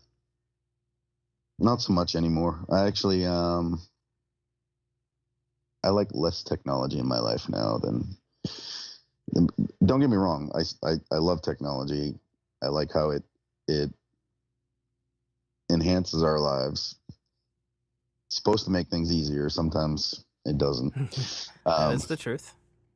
And too much just overcomplicates. Okay. So, trying to find that happy medium. Sure. Do you I mean, so you've got quite the range of kids there. So I assume they had probably a more interesting time with their technological upbringing and stuff, like what they use and stuff. And you said you got a 13-year-old? Yeah. So I would imagine, I'm just taking a wild guess, I don't know. I would imagine he's probably all about, the cell phone or Fortnite or something of that nature, right? Yeah, both. Do you find that that's Well, like super annoying? He's done with Fortnite now, though. He's actually my wife just recently got back into ESO, and he's on his PlayStation playing ESO with my wife right now. Oh, well, that's cool So, that they can play together. yeah. Yeah. I mean, in my house, my oldest is out of the house. Sure. You know, we have 4 PS4s, Nice. and we all jam out together. My own little fire team here. Well, that's really awesome. I would love. Yeah. I mean, I don't have any kids yet, but I would hope that I have that dynamic with any kids that I do have. You know, where their mom can play games with them and stuff. You know, because like, back in my day, playing games with my mom was not fun. You couldn't even get my mom to turn on a video game. Like, God bless her. I love her for trying. And, but yeah, she's not good. Not good. Pac-Man was the limit. Like, yeah, my parents, not even. My dad just recently, my mom's passed years ago, but my dad just recently finally gave up his flip phone and actually got a more modern phone. And he's still tripping out over it. It must be fun to watch. Well, he's back up in Massachusetts, but when I talk to him, he's always like, Jesus Christ. I've had this thing for 2 months and I still don't know how to use it. See, that's something that personally drives me kind of crazy. You know, with my own father, because like when I grew up, like my father, I'm just a few months away from turning 31, so my father grew up like he did code for like computers, and like he knew BASIC, and we grew up as a Apple Macintosh family, but it's like he knew everything inside and out, you know, because he'd been there since the beginning, and like he can't wrap his head around how the fuck to use his iPhone 7. And it's like, how do you start at the beginning? Like, you have like the best era of starting in terms of like knowing how things work as far as computers are concerned. And like somewhere like in the last, not even 10 years, like the last like 5 years, like the knowledge just got jettisoned, you know, like the hard drive got full. And like, I don't know. I'm starting to go through what he's going through, like, because you know, my kids far surpass me as far as their knowledge of technology and their understanding how to work newer things when newer things come out.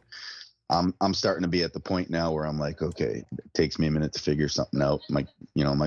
With my kids though, they can just pick it up and they're like, how do you not understand how to do this? You've been doing blah, blah, blah. It's like, I'm older now. Shit. Yeah. I mean, I don't know. Like, maybe I think it is just like an age thing, you know, because it's like I consider myself very current and like I read lots of things about technology.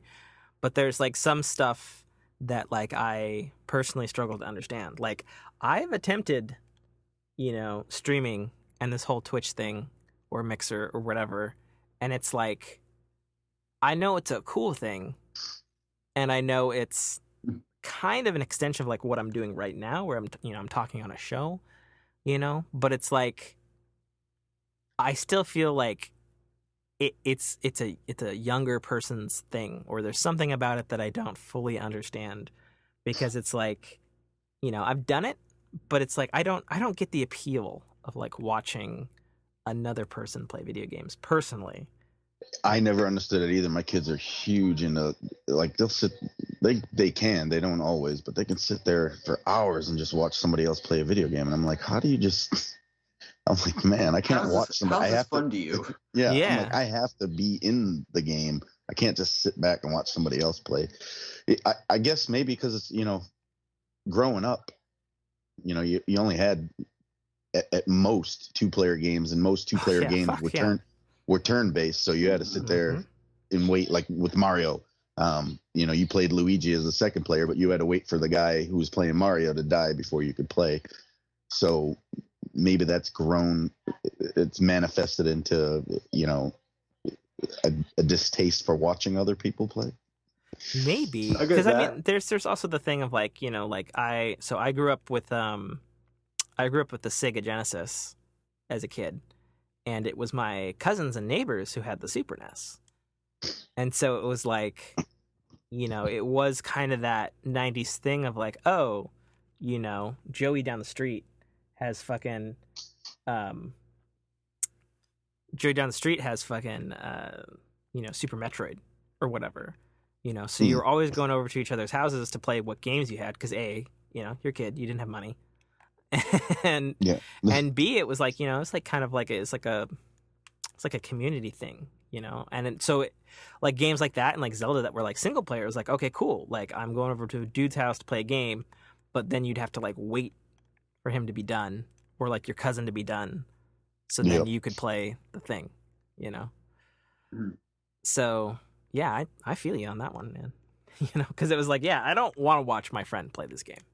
Hell no, I want to play the game. And I feel somewhat like that for Twitch. I guess the part where I can understand it on Twitch is people who are like really funny or really entertaining, or if like I'm looking to scope out a game that I don't have. You know, like for example, like, you know, Anthem's coming out in about a month. I'm very interested in how Anthem is going to be, not because it's, you know, possibly similar to Destiny, but because it's a BioWare game, and I've played all the BioWare games. Like, I'm a BioWare fan, and so I'm like very interested to see how the game is. So I'll watch somebody play it, even though, I mean, obviously that's a little bit different case because the game's not quite out yet, you know. But in that case, it's like, okay, Twitch and YouTube, all that sort of stuff, that's cool. Like, I get it. Like, I want to see that sort of stuff. But like,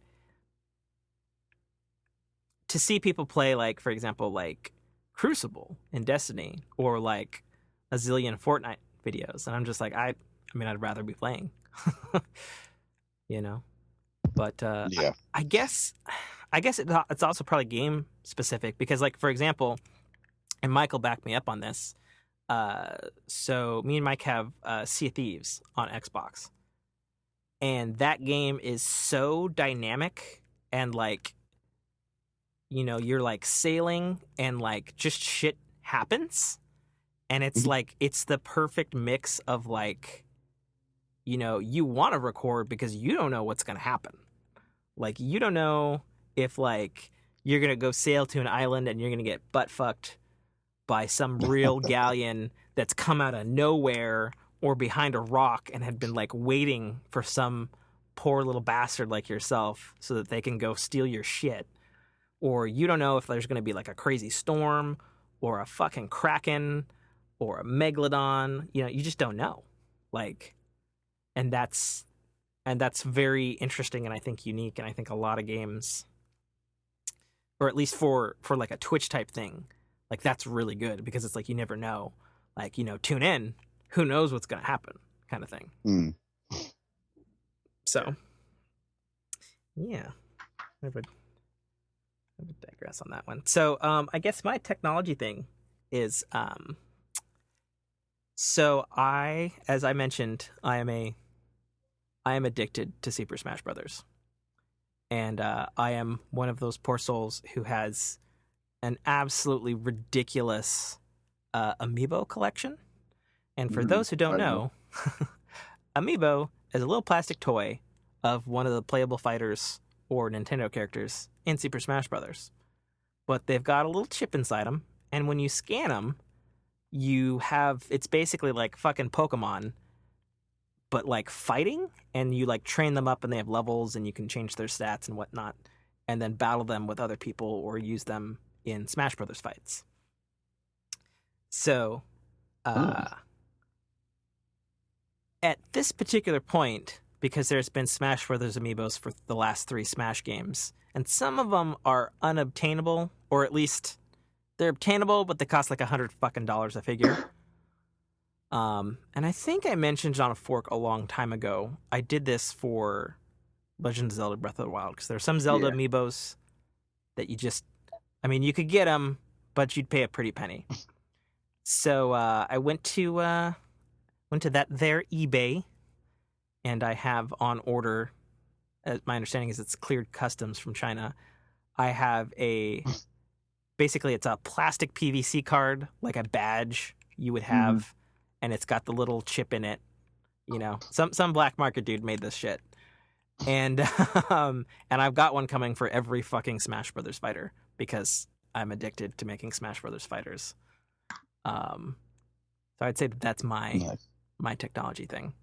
And it's really odd, the particular thing, because it's like in America, you can only get the toy, but in Japan, they actually have like paper or like baseball card style cards that have the chip in them, and you can get them in packs, but you can't get them here in America. So I'm like, let me pose this question to you guys: is it wrong to get a black market, basically counterfeit thing that's got an off-brand chip that somebody hacked so that I can do the thing that I want to do with the game that I purchased, but I can't do it without a fucking piece of plastic that I have to pay $12.99 for and or can't find?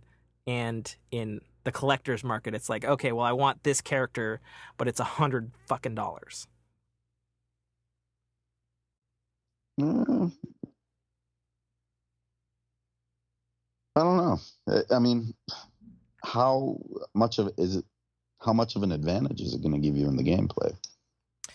So it's not necessarily an advantage thing. It's essentially like it's a whole sub game within the game that can be like, so imagine like you've probably played like Pokemon or something, right? Yeah. So imagine if all 150 of those Pokemon, you had to buy a $10 something to have that Pokemon and raise and trade and play with, essentially. Oh, then screw it. You're all Yeah. you're all in the good. Yeah, so that's essentially the situation there, because it's like I don't mind throwing down the $12.99 for one of these official amiibo figures, because the figures themselves are fucking beautiful and like they're really well crafted, really well made, you know, super high quality. Like I feel like they are worth the $12.99 that you pay for them. But you know, like as a statue and as a physical device, they work totally fine. But you can't get them all. You know what I mean? Yeah. So it's like I have to resort to other means to get them, because I mean, yeah, I could pay $100 for one figure, or I could pay $50 for 78 cards, which is how many fighters there are in Smash Brothers now, and have them all. You know what I mean? Like, I don't know. Yeah. If you don't have an advantage, if you don't get an advantage, you can do it. You can spend your money however you want. Yep. I mean, yeah, that's true. That's true. It's definitely, you know, it's my prerogative, because like for me, like I enjoy playing them, because the thing about it is like essentially you have an AI character, Stripes, and then you fight it, but it starts to pick up how you actually fight. Like it'll start copying the way you play. So the better you play, the better a fighter you can make, essentially. And at least for me and a close group of friends, like we have like amiibo tournaments, like the fucking Super Bowl, and we have like tournaments and rankings, and we bet money and shit. Nice. So I guess from that perspective, you know, and I think you're right there, Mike. You know, it is, you know, it's my money. I can do what the fuck I want with it. But it's definitely not a necessity thing. But it's like, I suppose it's slightly morally gray in terms of the thing, because it's a thing that I want, but it's cost prohibitive. Or I suppose the real thing is like they don't make enough of them on purpose so that it's also a collector's thing, which is really annoying. That's what I'm getting at. So. Nah, they're not. It's not really morally gray either, because they're not losing any money out on it. The manufacturers, anyways, because they're not manufacturing that many in the first place. So it's not, you know, and like the only way you can really get one now is purchasing it from somebody else. So the money's not going back to the manufacturer. You're not stealing money. It's not like bootlegging CDs and stuff like that. So no, honestly, I think that's right on the spot. You're not gaining an advantage in the game. You're paying for content that's available to you. And Yeah. it's fine. Shit. Fair enough. All right. Well, we've run through your topics. Unless there's anything you guys else you guys wanted to discuss, anything particularly on your mind you guys cared like talking about? I'm pretty good. Yeah. Okay. I'm impressed that he hung in for two podcast recordings. Yeah, because I can say I'm impressed. I imagine your show recording was probably like 4 hours. So, yeah. All right. Well, then let's wrap up the show then. All right. Yeah, you wanna take us out there, Mike, or is there anything you would like to pimp there, Stripes?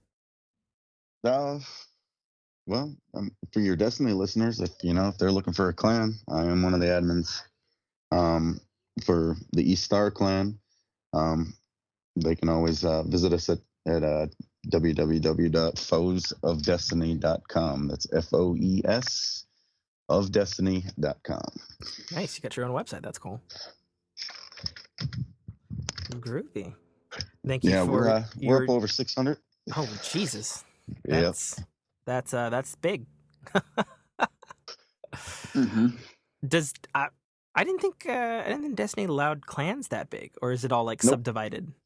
Yeah, we have several different rosters because Gotcha. Destiny only allows 99 per roster. So, Dang. Well, so you guys have 6 rosters? we've got more than 9. We have 9 rosters right now. Oh, okay. With plans of adding 4 more in the foreseeable future here. That's pretty intense. That's a huge community then, just for for you guys then. Wow, that's impressive for sure. Do you guys do it by like roster A or B, or like how do you guys do that in game, since there is a limit? Yeah, I mean their thing is foes. It's of the East Star, so every roster starts off with an F word. Like we got Fist, Fate, Fear, Frenzy, stuff like that. The community's open on Discord. Anybody can join up with anybody, do anything. We're welcoming of all types. We do focus on each roster, making sure that each roster gets all their clan engrams done. So we will have, roster events like Nightfalls and raids and stuff like that. But really it's wide open, and we have a PvP clan that just went live. There's certain requirements to join that one. Sure. But they focus mainly on comp and quick play and stuff like that. Sure. Do you guys have like a streaming group too as well, since it's so big? Well, the founder, he streams, he twitches a lot. Okay. Twitches a lot of the raid events. He actually runs like 3 raids a day, different raids to keep people engaged, and we don't like to use the word carry, but to assist people through raids, teach them how to do the mechanics and stuff like that. And he does every raid, not just the newest one. He goes all the way back to regular Leviathan, and we'll go through them all. It's a really great community. That's cool. I joined up just as they were starting the second roster. Oh, and so you got tenure. Yeah, and Nice. we've just exploded and grown from there. It's been great. That's pretty legit. Since you're a manager, do you find that it's difficult handling that many people? It was at first, but it's gotten a lot easier. Our main focus is just staying active within the clan. We want to keep the rosters fresh. We don't want them to get stagnant, with people leaving and playing other games. Mm-hmm. We're very welcoming to all types, but we don't tolerate any type of shenanigans, any type of hatred stuff and stuff like that. So just staying on top of that and moderating what's being said and how the the clanmates are treating the other clanmates. But it's fulfilling. I like it. I enjoy it. Sweet. That's awesome. And then once again, that was Foes of... Yep. Foesofdestiny.com. Foesofdestiny.com. Stripes is the spokesperson. Or at least one of them. One of them. All right. You want to pimp your stuff, Mike? Sure. If you want to hear me talk about Destiny and a bunch of other assorted geeky and nerdy topics, you can find me on the RNG Cast. You can find us wherever you can find additional your podcast. Wherever you find this podcast, you can find the RNG Cast on. You can find me on Twitter. BusterKnuckle13 is my Twitter. Also, if you go to foesofdestiny.com, you can find the RNG Cast featured on the website. Once again, the whole podcast is we're foes for life. They are foe fam. Yeah, you can find us there as well. So, Shazam. Nothing else you wanted to pimp at all, Mike, that you're a GM of?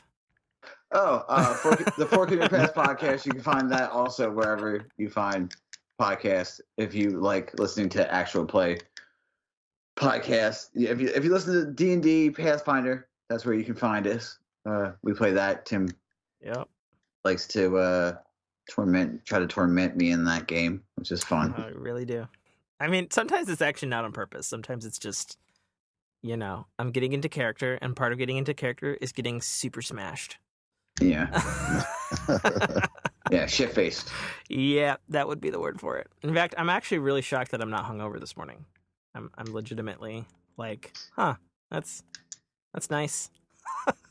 And of course, I'm author, podcaster, gamer, Tim K.A. Trotter. You can find all of our stuff at www.dynamicworksproductions.com, including links to all the aforementioned podcasts, as well as a link to my book, The Citadel Arrival by Tim K.A. Trotter, available right now on Amazon Kindle and iTunes iBookstore for only $2.99. Buy a book, support this show, because it's the only fucking way to support this show. And so you should do it, because I know you all don't. Because I have not sold a lot at all. And it's been out a while. So, just saying, buy it, even if you don't read it. Like, I don't care. Just support the show. And if you want to interact with more of the Fork fam, you can, of course, check out our Discord by first going to our Twitter, at GetForkedPod on Twitter. And the first pinned link at the top of that Twitter profile is our Discord access. I've seen about 10 people join in the last week or so. Wished y'all warm welcomes. You are welcome to communicate or just observe like you guys have been doing. It's all good. We don't bite too much. And email questions, comments, and concerns to the Fork in Your Ear podcast at gmail.com. And then, like Mike said, we do another show called The Fork in Your Path, an actual play RPG podcast. New episodes go live every Sunday, or almost every Sunday. This year's been a little janky on the release schedule. My apologies on that. It has returned to Sundays at noon. Look forward to a new episode and new shenanigans on that every Sunday for the foreseeable future, because we got a shit ton in the can. Like, I think the episode that's going up was like the end of September. We recorded it. So there's going to be no shortage of content coming out on that feed. New episodes weekly. And with all that said, get forked. Shazam. And feel free to throw out any sort of ad-lib you want there, Stripes. It's on the spot. You put me on the spot. Yep. How do I top Shazam? Shit. It's a hard one, I know. Yeah, it's not bad. It's not bad. Has multiple meanings in 2019. Well, all right. Thank you very much for your time, Stripes. Yes, sir. Catch you later. All right, guys. Have a good one. And we Stripes. out. Thanks for all the help today. Thanks for having me. Thanks for being doing the podcast circuit. Mm-hmm. All right. We out. All right, Tim. Take it easy, buddy. Yep. You too, man. Later on, guys. Later. Thank you for listening to a Dynamic Works production podcast. You can find our podcast at www.dynamicworksproductions.com. Feel free to email us at dynamicworks@mac.com.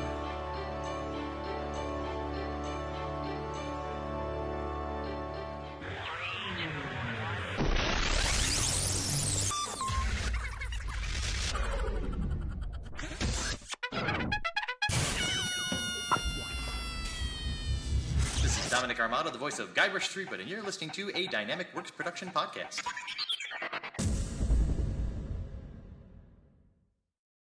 The Citadel, Arrival, is the first installment in a series of epic science fiction short stories reminiscent of the Pulp Fiction style. It's a fast-paced story that will take you through twists and turns that you will not expect, until they are thrust upon you with all the force, excitement, and chaos of a plasma cannon blast. The story follows Katarl, a nobody cog in the working wheels of a futuristic society run completely by Megacorp, a corporation that carefully runs and manages the lives of the people living under its sphere of power. On one of Katarl's few and far between days off from work, an outing he had hoped would be fun and relaxing turns into an explosive adventure that drags him kicking and screaming into situations and challenges that will make him question every aspect of his life. Watch this colorful tapestry unfurl as Katarl and his newfound allies find their way through this classic, yet oddly surprising tale of good and evil, where nothing is quite what it appears to be. That's The Citadel, Arrival by author Tim K.A. Trotter, available right now on Amazon Kindle Store and iTunes iBookstore for only $2.99.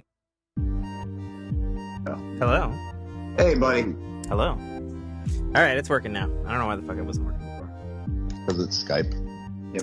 No, not Skype. It's a third-party app call recorder. Yeah, it's call recorder. Did you want me to back up, Tim, or no? No. I've got the Skype backup going, so we should be good. Okay, cool. As long as my mic doesn't fuck up like it did that one time. Recently. So, hello there, Patrick Duhamel. You can just call me Stripes. Okay, Stripes. Sounds good. So, we're gonna do a regular show with Spin's mic. Cool. So, for you, Stripes, basically we cover multiple topics in the gaming, entertainment, technology, and life stories category, and then we throw a little RNG on it. Like I've got a spin ring for RPG games and stuff, and then we go off the categories and then off of stuff that's said on the Fork in Your Ear Discord. If Mike gave you no prep whatsoever. No, I gave him no prep. He's a fucking savage. Okay. Tim, you're gonna say this at least once in this episode. Damn, you guys are a lot alike. Oh really? Oh dear. Yeah. I don't know if I can handle like a double mic. Like Stripe says stuff, and I'm like, totally. I mean, hell, he just did RNG cast with me, and now he's ready to rock. So okay. Sweet. So we have topics. We spin for it. We'll do an introduction. There's only 2 rules. We never talk about politics or religion, because that always just breeds bad blood. Other than that, anything goes. I don't like politics or religion, so... Well, there you go. Okay, and then I also scream cut in really loud, so... I'm going to do that now because I do that for my audio cue marker. So we're going to do that now and get this show started. Sound good? Yeah, sounds like a plan. All right, here we go. Cut in!